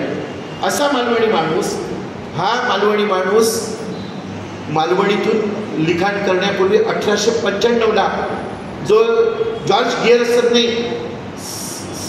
7वा खंड मराठीचा लिहिलेला आहे, लिंग्विस्टिक सर्वे ऑफ इंडियाचा, त्याच्यामध्ये मालवणीची कथा भाषांतरित करून दिली पहिली. कापूस आणि त्याचं जीर म्हणून ती कथा पहिली. त्यानंतर अब कोल्हटकर म्हणून होते, त्यांनी वधू परीक्षा नावाचं नाटक लिहिलं होतं. त्या नाटकाच्या प्रस्तावनेमध्ये माझी नजर चुकली नाही सर, त्यात एक वाक्य होतं, मला याद एक मालवणी पात्र लिहायचं होतं. 1905 म्हणजे 1905 साली सुद्धा मालवणी हा शब्द होता. आणि बुलढाण्याला राहणाऱ्या माणसाला वाटत होतं की आपण काय करावं, मालवणी पात्र लिहावं. त्याला ते लिहिता आलेलं नाही, कारण त्यात ते लिहिलंय. म्हणून मी शोधत होतो मालवणी माणूस की मला मदत करणारा, पण तो त्यांना बुलढाण्याला मिळाला नाही. मित्र हो, अशा पार्श्वभूमीवर नंतर तुम्हाला आठवत असेल विक्रू नेरुरकर. त्या विक्रू नेरुरकरांना फार त्रास झाला. त्यांनी बेळगावला गेलं असताना तिथल्या लोकांना त्यांनी सांगितलं, लोक म्हणाले की तुम्ही काही कोकणी मालवणी गाणी म्हणा. आणि तिथे थे दिला घराचे आठवरे आणि 5 तरी रुपये पाठवले. हे ग्रामोफोन HMVने त्या काळात रेकॉर्डिंग केलेलं गाणं. ते जिला घराची आठवरे आणि 5 तरी रुपये पाठवले, कराची मुंबईचे तुम्ही चाकरमानी. आणि मग ती सांगते, भोरोडेडो मरण गेलेलो असा, शेतात काय या नाही पिका नाही, तू काहीतरी कर, पण 5 रुपये पाठव. अशा 9 कविता विक्रू नेरुरकरांच्या उत्कंठ आणि इतर कवितामध्ये मला सापडल्या. 1932 विचार करा मॅडम, त्यापासून मालवण. आणि मी पुणे विद्यापीठामध्ये आल्यानंतर तिथल्या काही दिग्गजांना विचारलं की हे ग्रामीण साहित्य नाही आहे का, मग याचा ग्रामीण साहित्य तुम्ही का करत नाही. तो गेला नाही सांगू नये म्हणून बोली चळवळ होती. म्हणून मालवणी संमेलन आम्ही घ्यायला सुरुवात केली. 93 साली आढळीला माझ्या गावी मी पहिलं मालवणी साहित्य संमेलन भरवलं. लोक हसले, आढळीसारख्या गावात कसं संमेलन आणि काय, परंतु त्याचे सगळे फोटो आहेत. तरुण भारत बेळगावने मला मदत केली त्या काळात आणि आम्ही संमेलन पहिलं भरवलं. मित्र हो, दशावतारातला संकासूर मालवणी उत्कृष्ट बोलतो. त्यानंतर मालवणी कविता, मालवणी कथा, कादंबरी, नाटक, सगळ्या प्रकारचं मालवणीमध्ये लेखन झालेलं आहे. मी अगदी धावतं आढावा घेतो, परंतु सर्वात मला आवडलं ते मालवणीमधली लोकगीतं. माझे एक पुस्तक आहे मालवणी लोकगीते नावाचं, त्याच्यामध्ये ती सगळी संग्रहित केलेली आहे. आणि प्रश्न नेरुरकर 1952 साली गोव्यात बांद्याला होते. बांद्याला ते पिंपळाचं गाव म्हणत, कारण बांद्यात कुठेही जा, बांदा माहिती आहे ना, सावंतवाडी बांदा, तर तिथे पिंपळ दिसायचा, त्यामुळे त्याला पिंपळगाव ते म्हणायचे प्रश्नी. तर ती मालवणी गीतं जी आहे ती आणि लोककथा आहे त्या काळात छापून आल्या होत्या महाराष्ट्र साहित्य पत्रिकेमध्ये. आपल्याला त्या माहीत नाही, आपण त्या वाचल्या नाही. मालवणी म्हणी आलेल्या होत्या, त्याचं सगळं संकलन केलं. जे मालवणी तुकडा, म्हणजे आमचे नंदा पारकर जेव्हा घरी आले होते तेव्हा मला आमच्या मिसेसला असं म्हणाले की ललित सरांनी प्रत्येक मालवणीचो कागद तुकडो गोळा केलेलो असता काय, तर तो दागिन्यासारखं त्यांनी सांभाळलो, पण ह्यो गोळा करणारा दागिनो तुझ्या गळ्यात असा तेव्हा तू त्याला सांभाळ. असं किती इमोशनल व्हायला होतं बघा. कारण अशी धडपड इतकी करणं एखाद्या बोलीसाठी, मला तर लोक शिरूरसारख्या ठिकाणी मॅडम काम करणं टिंगल टवाळीचा विषय, कारण प्रत्येकजण असंच म्हणायचे, परंतु ते सगळं सहन करून, ते अपमान सहन करून मी PhD मिळवली. एकांकिका आहेत, गजाली आहेत, लोककथा आहेत. लोककथा म्हणजे काय? एक लोकगीत म्हणण्याचं मोह होतं म्हणून सांगतो. मणेरी नावाचं गाव आहे, तिथल्या मला एका आजीने ते म्हणून दाखवलं. एक विडीचं बंडल आणि एक माचीस दिलं तिला मी, तेव्हा ती काय झाली, नयेच्या पैलाडी काय बाई वाजवता, नयेच्या पैलाडी काय बाई वाजता, अंथुरांचो नवरो फुलतांबडा माळता, उडगेशी ते गुदगे माळा आणि लग्नाच्यो गे झाले वेळा, शिकारे जा ऐका नीट, शिकारे जात्या बंधू तुझ्या खांद्यावर डुकराचा शिर, नको मारू हरणीक पिल्लांच्या मरणीक, माझी तुका आणासा. ही लोकगीत त्या काळात म्हटली. शिकारीला जाणाऱ्या भावा, मला तुझा अभिमान आहे, तुझ्या खांद्यावर जर डुकराचं शिर असेल तर, परंतु तू हरणीला मारशील, एका मातृला मारशील तर मात्र माझी तुला शपथ असेल. हे सांगणारी आमची मालवणी भाषा आहे. पा बघा दातारात जसं सांगितलं असं लक्षात घ्या. म्हणजे खूप काही बोलण्यासारखं आहे. मग त्याच्यावर मी डॉक्टरेट केली. 1-2 नाही सर, पहिलं मालवणी नाटक हे आबासाहेब आचरेकर यांनी लिहिलं, गाववाले हस्तीत म्हणून. मालवणला चक्रीवादळामुळे प्रचंड मोठं नुकसान होतं आणि मुलगा म्हणतो आता आपण मुंबईत जाऊया, भय नको. तर बाप म्हणतो असं करूया नको, असा जर आपण केला तर गाववाले हस्तीत म्हणून त्या नाटकाचं नाव, त्या दामोदर हॉल परळला नाटक झालं सर 1928 साली. ते गाव 1951 साली गाववाले हस्तीत. नाटककार सिंधुदुर्ग जिल्ह्यातला, छापलं नागपूरला. तुम्ही नागपूर आणलं ते बरं केलं काय, तर नागपूरच्या लोकांनी ते पुस्तक छापलं आणि ते आबासाहेब आचरेकर वृद्ध पालक असताना इथे यायचे. त्या घाटकोपरजवळ राजावाडी हॉस्पिटल आहे ना, तिथे शोधत मी त्यावेळी गेलो. कसा गेलो मला आठवत नाही, पण तेव्हा त्यांचा मी सत्कार केला आणि तो फोटो माझ्याकडे अजून जपून आहे. मलाही आठवत नाही मी कसा गेलो तो. त्या आबासाहेब आचरेकर हे खरे नाट्यपती आणि चित्रपती होते. चिंतामणराव कोल्हटकरांनी त्यांना सांगितलं की तू पहिलं मालवणी नाटक लिही, आणि म्हणून त्यांनी गाववाले हस्तीत नावाचं नाटक लिहिलं. मित्रांनो, थोडंसं संदर्भ सांगताना तुम्हाला जड वाटेल, पण लक्षात घ्या, त्यांनी चिंतामणराव कोल्हटकर त्यांना असं म्हणाले की तू मालवणीतलं नाटक लिही, आणि त्यांनी गाववाले हस्तीत हे पहिलं नाटक लिहिलं आणि तिथून मालवणी नाटकांची सुरुवात झालेली आहे. 55 नाटकांची नावं सांगून तुम्हाला मी बोर्ड करत नाही, पण भूषण तुम्हाला माहिती असेल, केला तुका झालं तुम्हाला माहिती असेल, तुम्हाला माहिती असेल काय, अशी कित्येक नाटकं की जी नाटकं एकापेक्षा एक सरस होती, परंतु व्यावसायिक रंगमंचावर अनेक कारणांमुळे, कारण मच्छिंद्र कांबळींचा धंदावाद होता बेर्डेकरांचा, त्यामुळे ही नाटकं चालली नाही, त्याला यश मिळालं नाही. नाटक ही कला जशी आहे तसं मॅडम व्यवसाय सुद्धा आहे.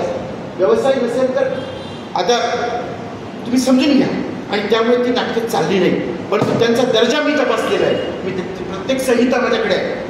आणि म्हणून पुष्पा धुरी नावाच्या एका मॅडमना मी मुंबई विद्यापीठामध्ये मालवणी नाटकावर PhD करायला भाग पाडलं आणि त्यांनी ते केलं. लोकांना माहीत, आता लोकांना माहीत आहे आम्ही काय करणार. आता दशावतारावर माझं पुस्तक आहे 20 वर्ष लिहून, लोकांना माहीत नाही मी काय करू शकत नाही. मी काम माझं होतं ते काम केलं. तर अशा पार्श्वभूमीवर मालवणी नाटकांची समीक्षा झाली, दशावतारावर अभ्यास झाला. आम्ही त्यानिमित्तानं मालवणी बोली आणि साहित्य संशोधन केंद्र सुरू केलं. माझ्या शेवटच्या टप्प्याकडे येतो, कारण मला माझ्यापेक्षाही सावंत सरांचे प्रश्न आठवायचे ऐकायचे, कारण प्रश्न हे फार मोठं वेगळं होतं. सर गावडे सर, त्यांना पूर्ण माहिती होतं 6 महिन्याने आपण नाही होत. कॅन्सर झालेला माणूस मालवणीसाठी 97 साली पुण्यात आला. कोण करेल? कोणीच करणार नाही, 20 लाख करणार नाही. मी म्हणणार नाही बाबा, पण आले. त्यांना पायरीवर चढून चढवून मी दिलं. एक सुंदर भाषण त्यांनी केलं त्या ठिकाणी माझ्या PhDच्या वेळी. आणि रमाबाई आंबेडकर म्हणजे तेव्हा दंगल झाली होती. त्याच दिवशी PhD मिळाली. म्हणजे आमची PhDची सुद्धा हे बघा काय माणसं फारशी नव्हतीच. नंदा पारकर आलेले होते, माझे आई वडील आलेले होते, आणि काही एक 10-15 लोकांच्या समोर मी मालवणीवर बोललो.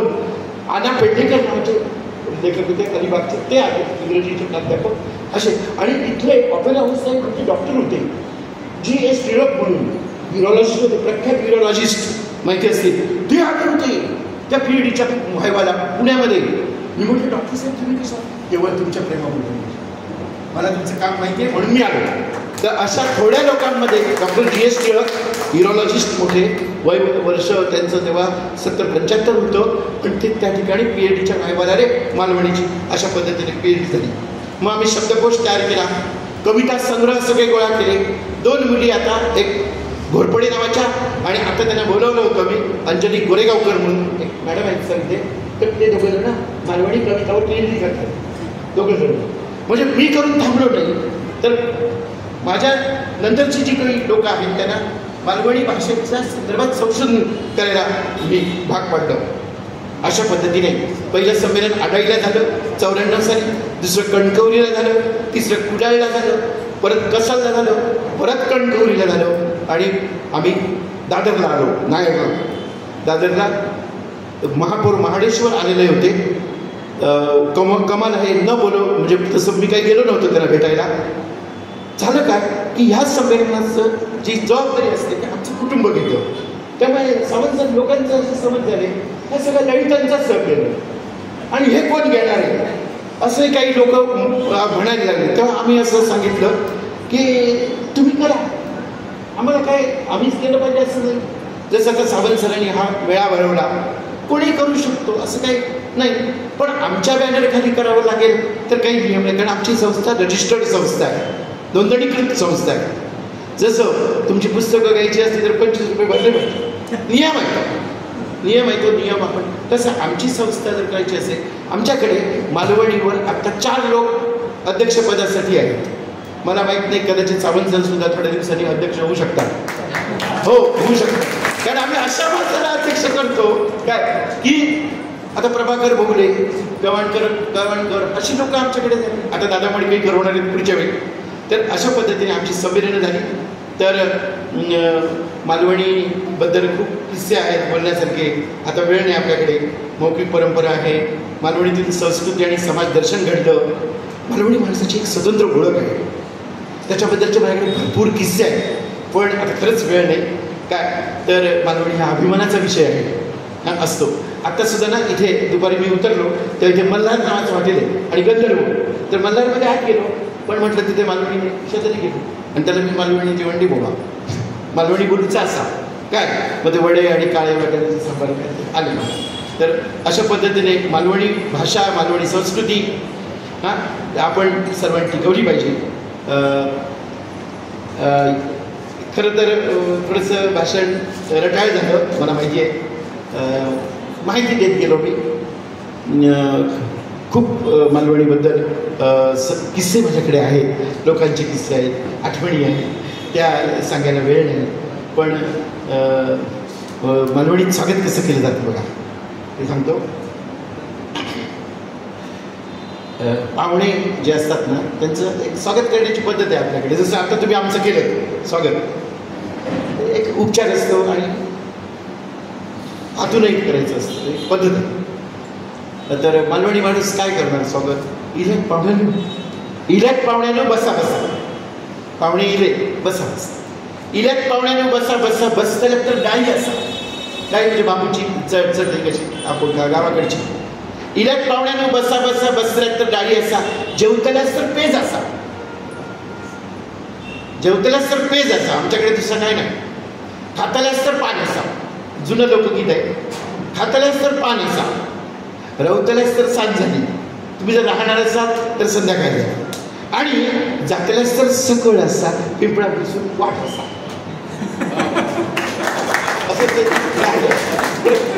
आणि अशी शेकडो गाडी आम्ही गोळा केली. आणि मालवणी लोक म्हणतात ना, 1925 पासून मालवणी छापली जाते मॅडम. इथे प्रमोद नावाचं मासिक होतं. कसं काय पाहुण्यानो, केव्हा जातलास?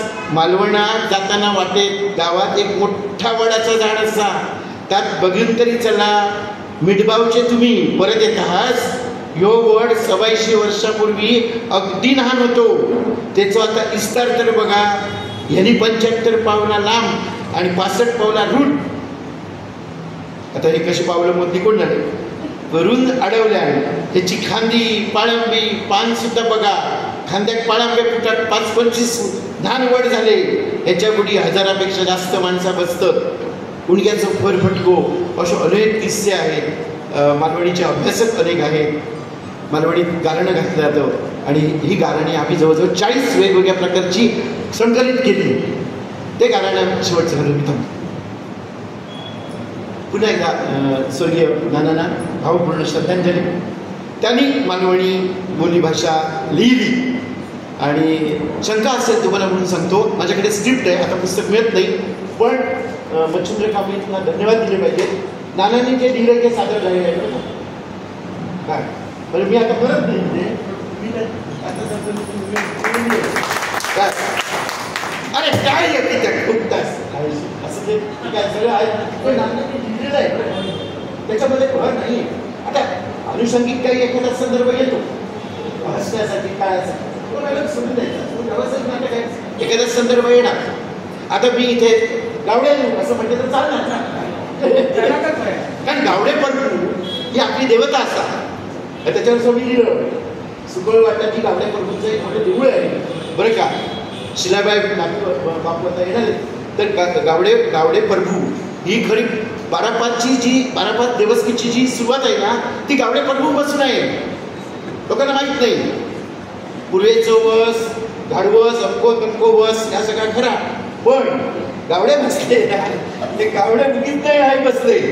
गावडे प्रभू म्हणजे गावडे परब यांचा वंश, त्यांनी ते सिंधुदुर्गामध्ये देवस्कीचं सुरुवात केलेली आहे असं अनेकांनी म्हटलेलं आहे. काय त्याचे कारण आहे, प्रत्येक ठिकाणी गावडे परबूचा वस असतो असं. आमच्या आढळ येण्याचे कारण घातलं ना, आता कोणाला घालता येत नाही, पण मी ते त्यावेळेस संकलित केलं होतं. जय देवी तू माय माऊली, ग्राम देवता कुलदेवता, असं पद्धतीने तिथे घालतात ते सांगतो. प्रत्येक ठिकाणी पद्धत वेगळी आहे. जय देवी तू माय माऊली, ग्राम देवता कुलदेवता, प्रमुख पंचायत, 12/5 12 माया अवघ्या पंचायतना सांगणा करतोय. आज तू कुळाची माया, आज तू कुळाची माया, आज तू स्थळाची माया, आज तू ब्राह्मण माया, आज तू मूळ पुरुष. कुळ थांबव का मायेचं वस, कुळेचं वस, गाव जोडतो गावडे परब. आज मागण्या जोडतो निराकारा. आज त्याचप्रमाणे तू कुळाचं पूर्वस, स्थळाचं पूर्वस, वेताळ भावय घडवस. निधीचं तू अधिकारी, 12चं अधिकारी, त्याचप्रमाणे तू 12चं काम, 12वस पंचायतन. जय महादेवली. आज तू मागचा जलाम, पुढचा जलाम, तू पूर्वेचो महारिंगण. या महारिंगणाच्या देवळाचे गारण करण्यासाठी डॉक्टर बाबासाहेब आंबेडकर 1952 साली झारापला पडूची पातर येथे गेलेले होते. आणि बाबासाहेब आंबेडकरांनी, भारतरत्न डॉक्टर बाबासाहेब आंबेडकरांनी, विश्वमानव बाबासाहेब आंबेडकरांनी आपल्या कोकणातली मालवणी गारणी संपादित केली. जनता मासिकामध्ये ती छापली. हा आपला म्हणजे बाबासाहेबांना सुद्धा, बाबासाहेबांसारख्या विद्वान माणसाला सुद्धा मालवणीबद्दल गाणी, माझ्याकडे पुरावा आहे. जनता मासिक काढून बघा. बाबासाहेबांनी त्याच्यावर लिहिलं आणि त्यात त्यांनी लिहिलं ही लोकसंस्कृतीची गारणी टिकवून ठेवली पाहिजे असं बाबासाहेब म्हणतात. आज तू पूर्वेचं मारिंगण, तसंच चव्हाट्याचं धिक्कारी, जलम जोडतो जन्मोदेवचा. प्रमुख ईश्वरनी बातेकार स्वयंभू तू गिरोबा, त्याचप्रमाणे तू मोरगावचं म्हातारो बाबा. आज तू 48 खेड्याचं थापेश्वर देखील. आज तू सांगणा करतो. आज तुझ्याकडे हे चौखांब्यात सगळी खांबे असतच आहे सर. आज या चौखांब्यात ही रेत पिरगी जमली असा मागणा मागता. आज विसर्जनी सावंत सरांच्या मार्गदर्शनाने आणि गावडे सरांच्या मराठी साहित्य कला महोत्सव साजरा केलेला असला हो महोत्सव शेवटपर्यंत लोकांना रवाने असा कर ते काय यश दी नाहीतर आपली कविता झाली की प्रत्येक जण एक जण जाय तर तसं तू करू नको त्यांका तू आडकाठी घाल. त्या सगळ्यांची चूक अपराध पोटात घालूची आज सांगण्यात येतो तर हातात धरूचा आणि माग मर्यादेप्रमाणे बाराच्या मांडात सामील होऊचा जेचो मेळ त्याच्याकडे देवचो मागार वदाचा आणि जमलेल्या प्रयत्न चांगलो माग सांगायचो. आणि जर कोणी नाही नवस अय अंगवान कै कौतुक केला असत आणि तर बाहेरचा बाहेर फेकून दी तिकडे याच्याकडे जाऊन देता त्या कोयदुर्मीच्या तिकडे बाहेर फेकून देऊन तर बाय मावले ह्या सारण्या हातात धरून 12-5चे थांब तू जर खेळवचे ह्या सगळ्या खेळवच्यासाठी आता एक जे रयत किरकी खेळतली आता दिसून त्यांच्यासाठी ह्या व्यासपीठ देऊन 5-10 मिनिटं म्हणून जवळजवळ 15 मिनिटं मी बोललोय. माफी मागतो रवणार नाही कधीतरी गावडे सर परत एकदा येऊया. धन्यवाद.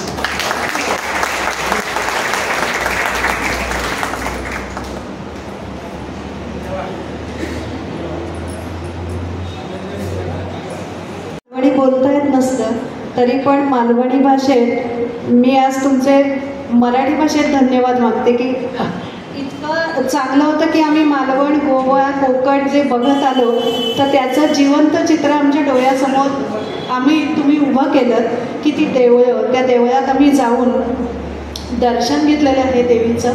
तर ते आज उभं राहिलं ह्याचासुद्धा एक आम्हाला फार अभिमान आहे की त्याची एक संस्कृती जी जपली त्याचा आज ठेवा आम्हाला इथे ऐकायला मिळाला.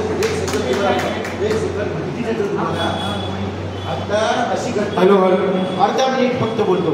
मी तिथे बसलो होतो तुमच्या खाली तर त्या ठिकाणी एक देशपांडे नावाच्या मॅडम बसल्या होत्या. काही संबंध नाही माझं काम मी करतो त्यांचं काम त्या करतायत. त्या म्हणाल्या की ललित सर परिचय झाल्यानंतर मला म्हणल्या मी गुढ देवतेवर अभ्यास करते भारतातल्या त्या जागतिक पातळीवर काम करतात. मानसशास्त्राच्या आणि फिलॉसॉफीच्या त्या मोठ्या अभ्यासिका आहेत. अनेक इंग्रजी ग्रंथ त्यांनी लिहिले तर त्या आपल्या कोकणातल्या वेताळ देवतेवर अभ्यास करतायत. जसं माझं रवळनाथावर पुस्तक येतं आहे रवळनाथावर पुस्तक नाही श्रीदेव रवळनाथावर पुस्तक येतं आहे माझं रवळनाथावर तसं त्या वेताळावर अभ्यास करतायत. हा सुद्धा संदर्भ किती महत्त्वाचा आहे बघा. मी समोर बसायला त्या तिथे होत्या आणि त्यांनी मला सकाळी सांगितलं मी सांगितलं तुम्हाला वेताळाबद्दल जेवढी माहिती आहे पण माझ्या सगळे आहे तुम्हाला देऊन टाका. थँक्यू. त्या मॅडमचं नाव दुलारी देशपांडे आहे. त्या नेहमी आमच्याकडे संदर्भ विभागात रोज आलेले असतात रोज अभ्यास करतात खूप संशोधन करतात आणि आमच्या नायगाव शाखेच्या कार्यक्रमाला नेहमी उपस्थित असतात. धन्यवाद ललित सर. आजचे आपले हरहुन्नरी व्यक्तिमत्वाचे डॉक्टर सुनील सावंत यांचा परिचय माझा एक गेल्या आठवड्यातच झाला. सर आले माझ्या इथे आणि आम्ही एक या सूत्रसंचालनासाठी ओळख झाली म्हणा. पण त्याच्या अगोदर पण त्यांच्याबद्दल जे ऐकलं आहे जे वाचलं आहे तर त्याच्यासाठी शब्द अपुरे पडणार आहेत पण आपण परिचय करून घेऊया. वैद्यनाथ मिश्र नागार्जुन और मराठी कवि नारायण सुर्वे की कविताओं का तुलनात्मक अध्ययन या त्यांच्या हिंदी भाषेतील प्रबंधास मुंबई विद्यापीठाने सन 2001 मध्ये PhD ही पदवी प्रदान केली. मराठी हिंदी आणि इंग्रजी भाषेत त्यांची 21 पुस्तकं प्रसिद्ध आहेत. 16 मराठी 3 हिंदी आणि 2 इंग्रजी पुस्तकं प्रसिद्ध आहेत. डॉक्टर सुनील यांना खालील सन्मान आणि पुरस्कार प्राप्त झाले. आंतरराष्ट्रीय सन्मान 2007 साली प्राप्त झाला आहे. American library of Congress Washington या अमेरिकेतील लायब्ररीत दरवर्षी विविध भाषेतील पुस्तकांची संदर्भ ग्रंथ म्हणून निवड केली जाते. डॉक्टर सुनील सावंत कवी आणि कविता समीक्षक श्यामल वेचलकर आणि बाळ राणे या समीक्षा ग्रंथात त्यांच्या ज्वालामुखी, माझी वस्ती मी शोधतोय, मैत्रीण, स्वातंत्र्याची हाक आणि सूर्य दिसत राहील तोपर्यंत या 5 काव्यसंग्रहातील कवितांची समीक्षा आहे. सन 2007 साली अमेरिकन लायब्ररी ऑफ काँग्रेस या संस्थेने डॉक्टर सुनील सावंत कवी आणि कविता हा त्यांचा समीक्षा ग्रंथ संदर्भ विभागात अभ्यासासाठी निवडला आहे. हा आपल्या मराठी भाषेचा आंतरराष्ट्रीय गौरव आहे. याशिवाय 9 राज्यस्तरीय पुरस्कारसुद्धा डॉक्टरांना प्राप्त झाले. वंदना प्रकाश संस्था व आशीर्वाद पुरस्काराचे ते संपादक आहेत. उत्कृष्ट वाङ्मय निर्मितीसाठी सन 1998 पासून ते आशीर्वाद पुरस्कार मराठी, हिंदी व इंग्रजी पुस्तकांना वंदना प्रकाशनाच्या वतीने प्रदान करतात. उत्कृष्ट वाङ्मय निर्मितीच्या आशीर्वाद पुरस्कारांचे सन 2023 हे रौप्य महोत्सवी वर्ष होतं. आपल्या ध्येयाकडे अविरत पाऊल टाकण्यासाठी प्रेरणा देणाऱ्या या अलौकिक व्यक्तिमत्वाला दिग्गज साहित्यिक प्र.शी. नेरुरकर यांच्या व्यक्तिमत्वावर बोलण्याची मी विनंती करते. डॉक्टर सुनील सावंत.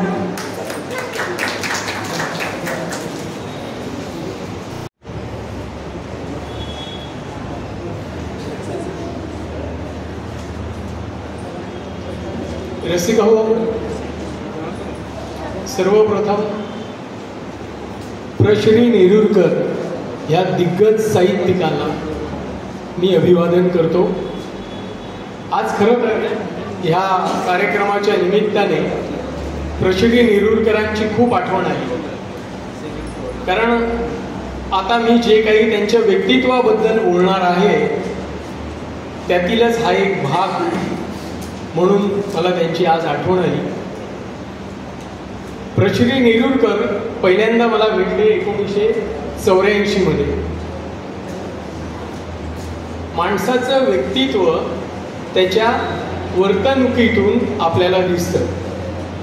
प्र.श्री. नेरुरकर 1984 सालात माझ्या पहिल्या काव्यसंग्रहाचं प्रकाशन शिवाजी मंदिर येथे राजश्री शाहू सभागृहात होतं.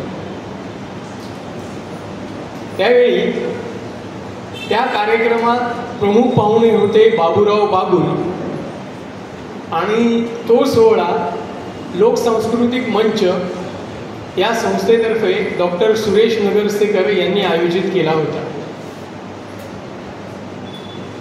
तुम्हाला गंमत सांगतो, त्या सोहळ्याचं जे बॅनर शिवाजी मंदिरच्या खाली लावलेलं होतं ते वाचून शाहीर साबळे आणि प्र.श्री. नेरुरकर त्या कार्यक्रमाला उपस्थित राहिले.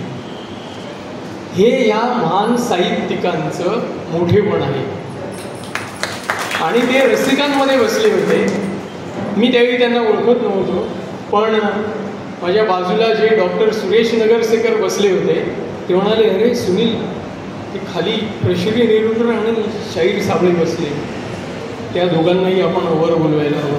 म्हटलं सर बोलवा, ही जी मान्यवर मंडळी आहेत त्यांना बोलवायचं आपलं कर्तव्य आहे. आणि त्यावेळी प्र.श्री. नेरुरकर आणि शाहीर साबळे व्यासपीठावर आले.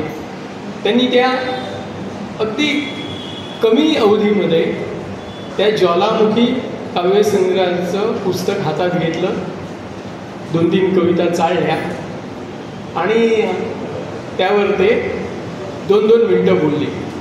आणि त्यावेळी प्र.श्री. नेरुरकर म्हणाले की ही सामाजिक बांधिलकी असलेली कविता आज 1984 मध्ये ह्या जरी नवोदित एका कवीने लिहिलेली असली तरीही हा उद्याचा, भविष्यातील अधिक चांगल्या कविता रचणाऱ्या एका कवीचा हा पाया आहे.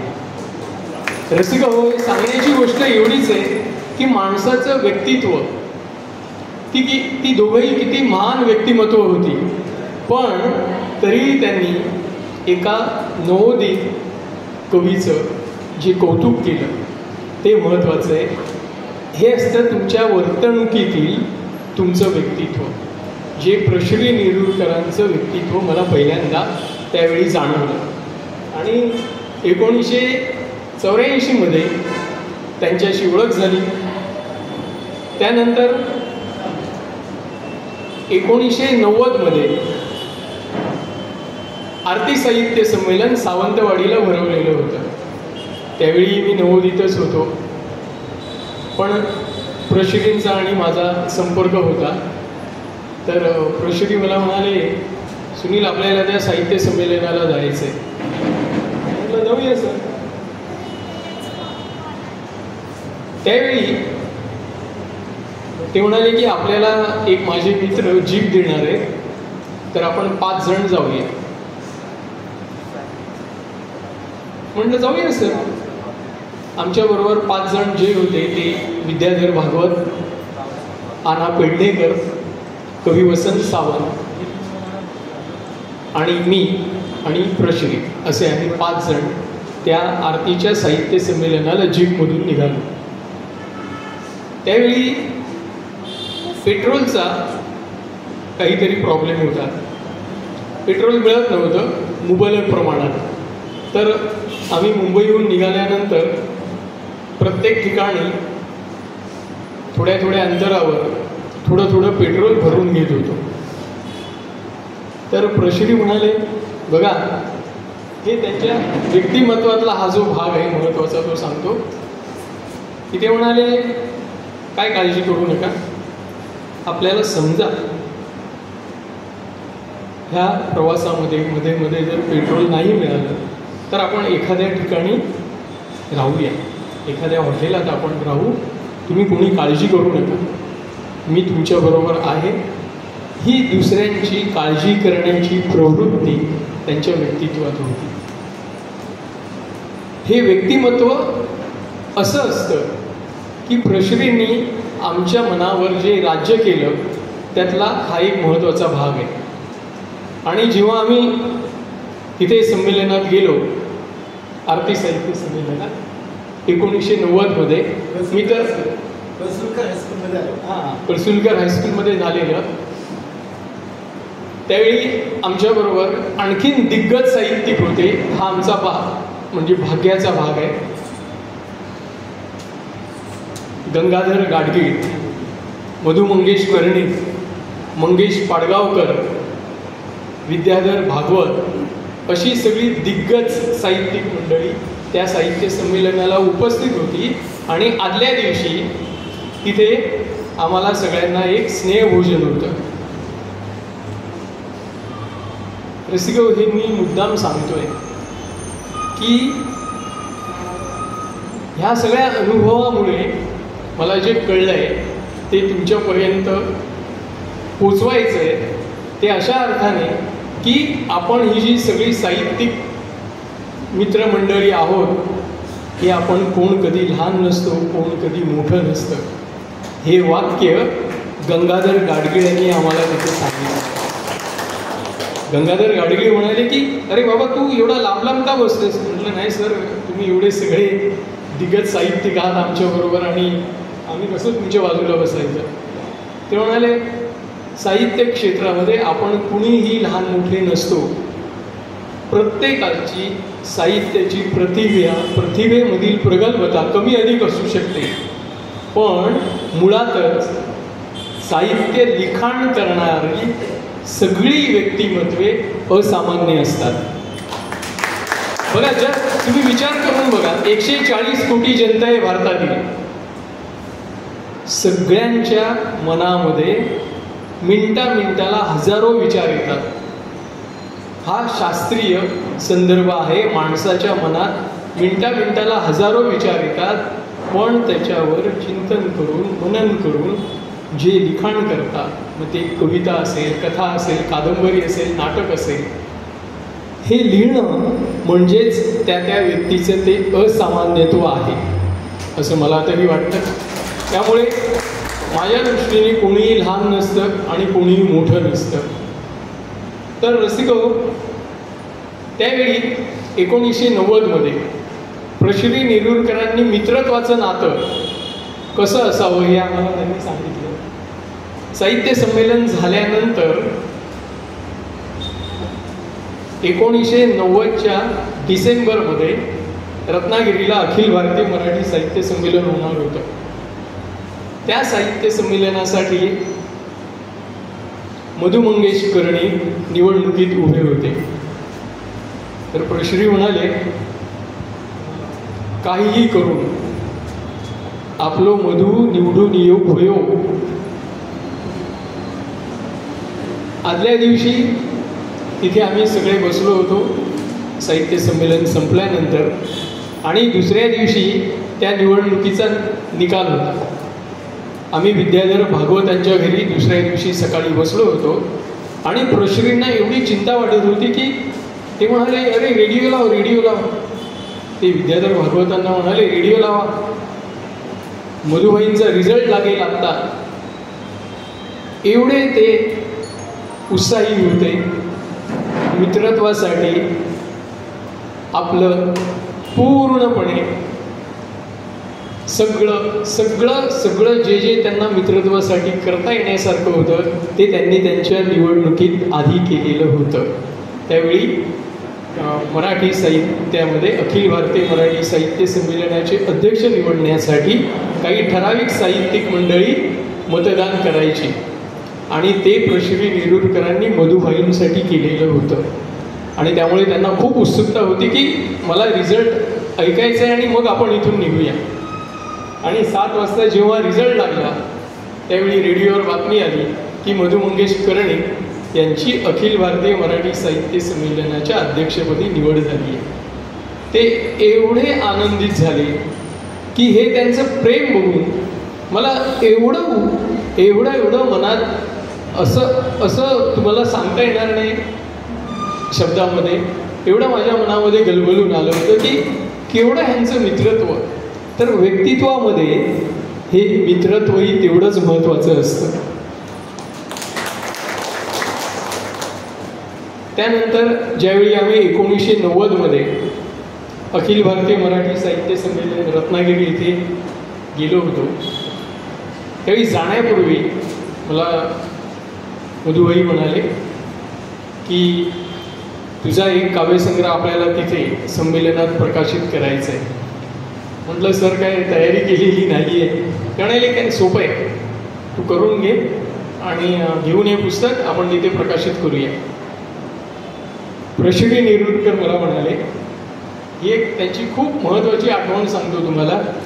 ते मला म्हणाले की सुनील, तू सगळ्या कविता संकलित कर, माझ्याकडे घेऊन ये, मी त्या बघतो, वाचतो आणि मग आपण त्यातून निवडूया आणि एक काव्यसंग्रह प्रकाशित करू तिथे. त्यांच्या घरी जेव्हा मी गेलो त्यांनी ते पुस्तक सगळं पाहिलं हस्तलिखित आणि म्हणाले की ठीक आहे, ह्यातल्या मी कविता निवडून तुला उद्या देतो, तू उद्या ये आणि घेऊन जा. आणि अचानक त्यांना एक काम निघालं. हे सांगण्याचा हेतू मी सांगतोय तुम्हाला. प्रश्री नेरुरकरांना एक काहीतरी काम निघालं. मला ते म्हणाले, बघ असं कर, मी चर्चगेटला येणार आहे, तिथे ते मी घेऊन येतो आणि तिथे आपण भेटूया संध्याकाळी 6 वाजता चर्चगेटच्या समोर. ते मला वाटतं सह्याद्री हॉटेल आहे त्या रेल्वे स्टेशनच्या त्या बाजूला. तर ते म्हणाले तिथे रसिको. ज्यावेळी तिथे मी 6 वाजता पोचलो त्यावेळी माझ्या आधी प्रश्री नेरुरकर तिथे पोचलेले होते. बघा, एक महान साहित्यिक. खरं तर त्यांनी जो शब्द दिला होता तो पाळण्यासाठी ते तिथे आलेले होते. भले त्यांना एक अचानक काम आलं तरीही ते त्या ठिकाणी आले. त्यांचा येण्याचा हेतू हा होता की नवोदितांना प्रोत्साहन देणे. आणि त्यावेळी मग मी त्यांना म्हटलं, सर आता ह्या पुस्तकाला प्रस्तावनेचे 4 शब्दसुद्धा तुम्हीच लिहा. आणि त्यांनी त्या पुस्तकाला प्रस्तावना लिहिलेली आहे. पुस्तकं सगळ्या वाचनालयांमध्ये उपलब्ध आहे, तुम्हाला ती वाचायलाही मिळतील. अशा ह्या महान साहित्यिकाबद्दल आपण कितीही बोललो तरी वेळ कमी पडेल. खरं तर प्रश्री नेरुरकर हे एक मराठी साहित्यातील अभूतपूर्व व अद्वितीय वास्तविक स्वप्न आहे. त्यांनी जेवढे साहित्य प्रकार लिहिलेले आहेत ते मी फक्त तुम्हाला वाचून दाखवतो. त्यांनी जवळजवळ मराठी साहित्यातील सगळे साहित्य प्रकार हाताळलेले आहेत. ललित, स्वगत, चिंतन, पत्रव्यवहार, आत्मकथन, मुलाखत, कथा, कादंबरी, एकांकिका, नाटक, समीक्षा, वैचारिक, अनुवादित कविता आणि त्यांची स्वतःची कविता, बालसाहित्य, प्रवास वर्णन, शैक्षणिक, लोकसाहित्य अशा सगळ्या साहित्य प्रकारांमध्ये त्यांनी साहित्य लेखन केलेलं आहे. खरं तर त्यांचं साहित्य लेखन इतक्या उच्च दर्जाचं आहे, तुम्हाला जेव्हा कधी वेळ मिळेल खरंच वाचा तुम्ही ते. पण सध्याची जी आपल्या साहित्य क्षेत्रातील परिस्थिती आहे त्यानुसार कसं होतं की अनेक जण स्वतःहून प्रस्थापित होण्यासाठी सगळी प्रभावांची माध्यमं वापरतात. प्रश्रींनी कधी अशी माध्यमं वापरली नाहीत, नाहीतर तेही तेवढेच साहित्य क्षेत्रात प्रस्थापित झाले असते. पण प्रश्री ही एक अशी व्यक्ती होती की त्यांना ह्या सगळ्या गोष्टींचा खूप तिटकारा होता. ते म्हणतात माझ्या साहित्याने भारावून लोकांनी स्वतःहून मला मोठं केलं पाहिजे. आणि त्याचवेळी प्रश्री नेरुरकर आणखीन एक गोष्ट महत्त्वाची सांगायची की आपल्या साहित्य क्षेत्रात सध्याची जी साहित्यिक मंडळी आहेत, सगळी नाही पण जी काही, त्यांचे अंतरंग वेगळे असतात, बाह्य रंग वेगळे असतात आणि बरीच लोक मुखवटे लावून वावरत असतात. त्यामुळे त्यांच्याबरोबर जोपर्यंत तुम्ही वावरणार नाही तोपर्यंत तुम्हाला कळणार नाही की ती कशी व्यक्ती आहे. तर तुम्ही अगदी सतर्क राहून सगळ्या साहित्यिकांबरोबर वावरा. ज्यावेळी प्रश्रींना कॅन्सर झाला आणि मला कळलं त्यावेळी मी त्यांना टाटामध्ये भेटायला गेलो होतो. मला ते म्हणाले कुणाला सांगू नकोस, इवन पत्रकारांना सुद्धा सांगायचं नाही की मी इथे आहे ह्या हॉस्पिटलमध्ये. पण अचानकपणे काही जण असे आपले मित्र भेटतात, बोलताना ओघाओघात मी त्यांना सांगितलं की प्रश्रींची अशी तब्येत बरी नाही आहे. आणि लगेचच दुसऱ्या तिसऱ्या दिवशी सगळ्या वृत्तपत्रांमध्ये ती बातमी आली. आणि प्रश्री मला म्हणाले, मी ज्यावेळी दुसऱ्या तिसऱ्या दिवशी त्यांना भेटायला गेलो, अरे बाबा हे सगळ्या पेपरांमध्ये कसं काय आलं? म्हटलं सर मला कल्पना नाही, पण मी काही मित्रांना बोललो होतो की प्रश्री आजारी आहे. तर ते म्हणाले बघ प्रश्रींच्या व्यक्तित्वामधलं हे एक महत्त्वाचं सांगतो तुम्हाला की प्रश्री असं सांगायचे की समाजासमोर साहित्यिकांचा आदर्श चांगला असला पाहिजे. साहित्यिक जसं लिहितात तसंच ते असतात असं नाही. त्यामुळे समाजाला कळत नाही की जे साहित्य लेखन आम्ही वाचलंय तसेच ते साहित्यिक आहेत की नाही. जोपर्यंत समाजातील लोकांना अनुभव येत नाही तोपर्यंत त्यांना कळत नाही की ती साहित्यिक व्यक्ती कशी आहे. त्यावेळी प्रश्री सांगायचे की आपण समाजासमोर आदर्श निर्माण केला पाहिजे. साहित्य हा असा प्रकार आहे की ज्यामुळे समाजासमोर जर आपण आदर्श निर्माण केला तर समाजात बदल घडू शकतो. हे प्रश्रींचं अतिशय महत्त्वाचं व्यक्तित्व मला इथे तुम्हाला सांगावंसं वाटलं. आणि तेही त्यावेळी आम्हाला सांगायचे की आपल्यावर सरस्वती प्रसन्न आहे. प्रश्री असं म्हणायचे की आपल्यावर सरस्वती प्रसन्न आहे आणि त्यामुळे सगळ्यांवर हे जे सगळे कवी कवयित्री लेखक आहेत त्या सगळ्यांवर सरस्वती प्रसन्न आहे, म्हणून आपण आपल्या मनातील हे विचार शब्दांमध्ये मांडू शकतो. प्रश्री एक गोष्ट नेहमी सांगायची की समाजाची आपल्याकडून साहित्यिकांकडून काही अपेक्षा असते आणि त्यासाठी समाजासमोर साहित्यिकांचं नाव चांगलं राहावं त्यासाठी आपण सगळ्या साहित्यिकांनी अंतर्बाह्य एकच काम करायला हवं. चांगलेपणाने जे आपण लिहितो तसंच आपल्या वर्तनात असलं पाहिजे असं नेहमी प्रश्री सांगायचे. रसिको, खरं तर प्रश्रींवर बोलायला कित्येक दिवसही आपल्याला पुरणार नाही. त्यांचं खूप साहित्य आहे आणि एवढं सगळं आत्ता आपण इथे त्यांच्या व्यक्तित्वाबद्दलही बोलताना मांडू शकत नाही आहे. पण ही अगदी थोडक्यात मी आपल्यासमोर त्यांचं अगदी खूपच कमी व्यक्तित्व आपल्यासमोर मांडलेलं आहे. आणि आता प्रश्रींसाठी आणि आपल्या सगळ्यांसाठी एक छोटासा शेर मी पेश करतो आणि मी हे माझं छोटंसं भाषण प्रश्रींच्या व्यक्तित्वावरचं संपवतो. रसिको, हा शेर आहे. हम ना अजनबी है ना पराये है, हम ना अजनबी है ना पराये है, आप और हम एक रिश्ते के साये हैं.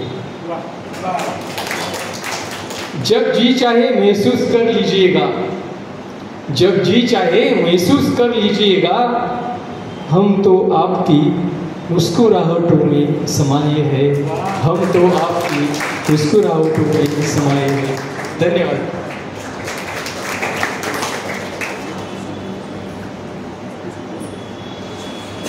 धन्यवाद डॉक्टर सुनील. आता आपण आपल्या काव्योत्सवाला सुरुवात करणार आहोत. निमंत्रितांना मी विनंती करते की त्यांनी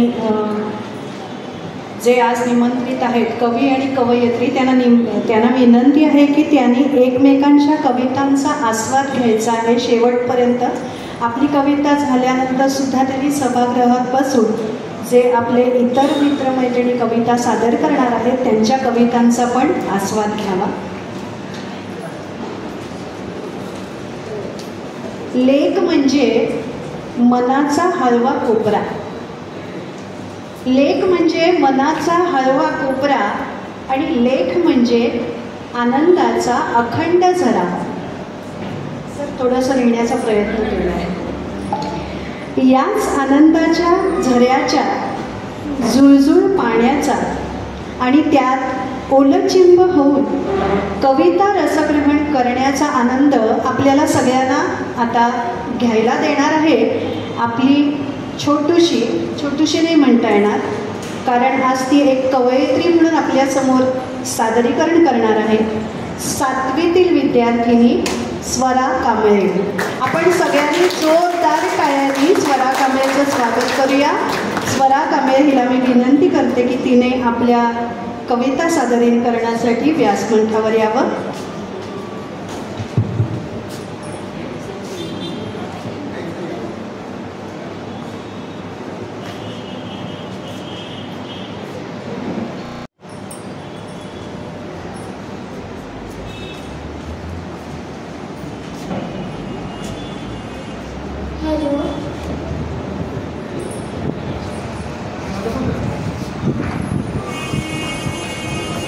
नमस्कार, मी स्वरा दिनेश कांबळे.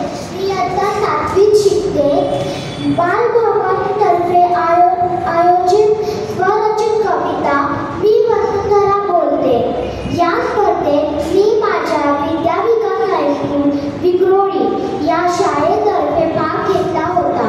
तेव्हाच मी ही कविता लिहिली होती आणि ती मी आज तुमच्यासमोर सादर करीत आहे.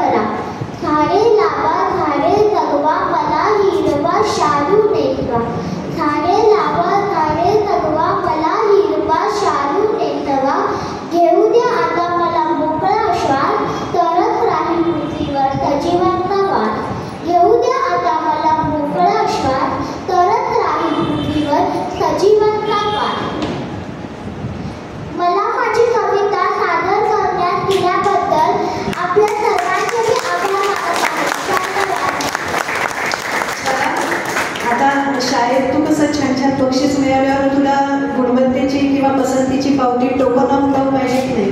सुचिताताई तुला एक टोकन ऑफ लव्ह देत आहेत, प्रशस्तीपत्र आणि गुलाबाचं फूल. एवढ्या छान आपल्या या उमलणाऱ्या गुलाबाच्या कलीला आपण तिला आशीर्वाद देऊया का? तिच्या पूर्ण आयुष्यात सुद्धा ती अशीच छान बहरू दे आणि हा साहित्यिक सुगंध आपल्याला सगळ्यांना वाटता येण्यासाठी तिला आपण भरभरून शुभेच्छा देऊया.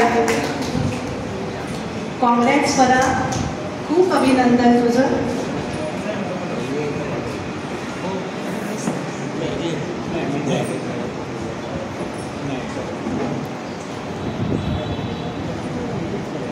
सुचिता त्यांच्या हस्ते तिचा सत्कार केला आपण.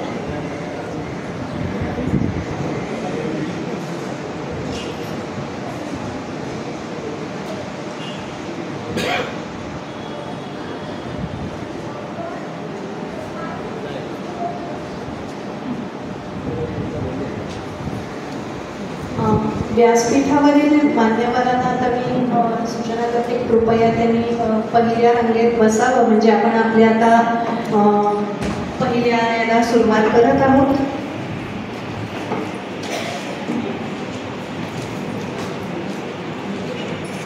मी पहिल्या 5 रचनाकारांची नावं घेईन अनुक्रमणेनुसार आणि त्यांनी इथे व्यासपीठावर यायचं आहे आणि त्यांना प्रत्येकाला त्यांची जेव्हा अभंग किंवा कविता जे काही सादरीकरण होईल त्याच्यानंतर प्रत्येकाला एक पुष्प आणि प्रशस्तीपत्रक आपण देणार आहोत.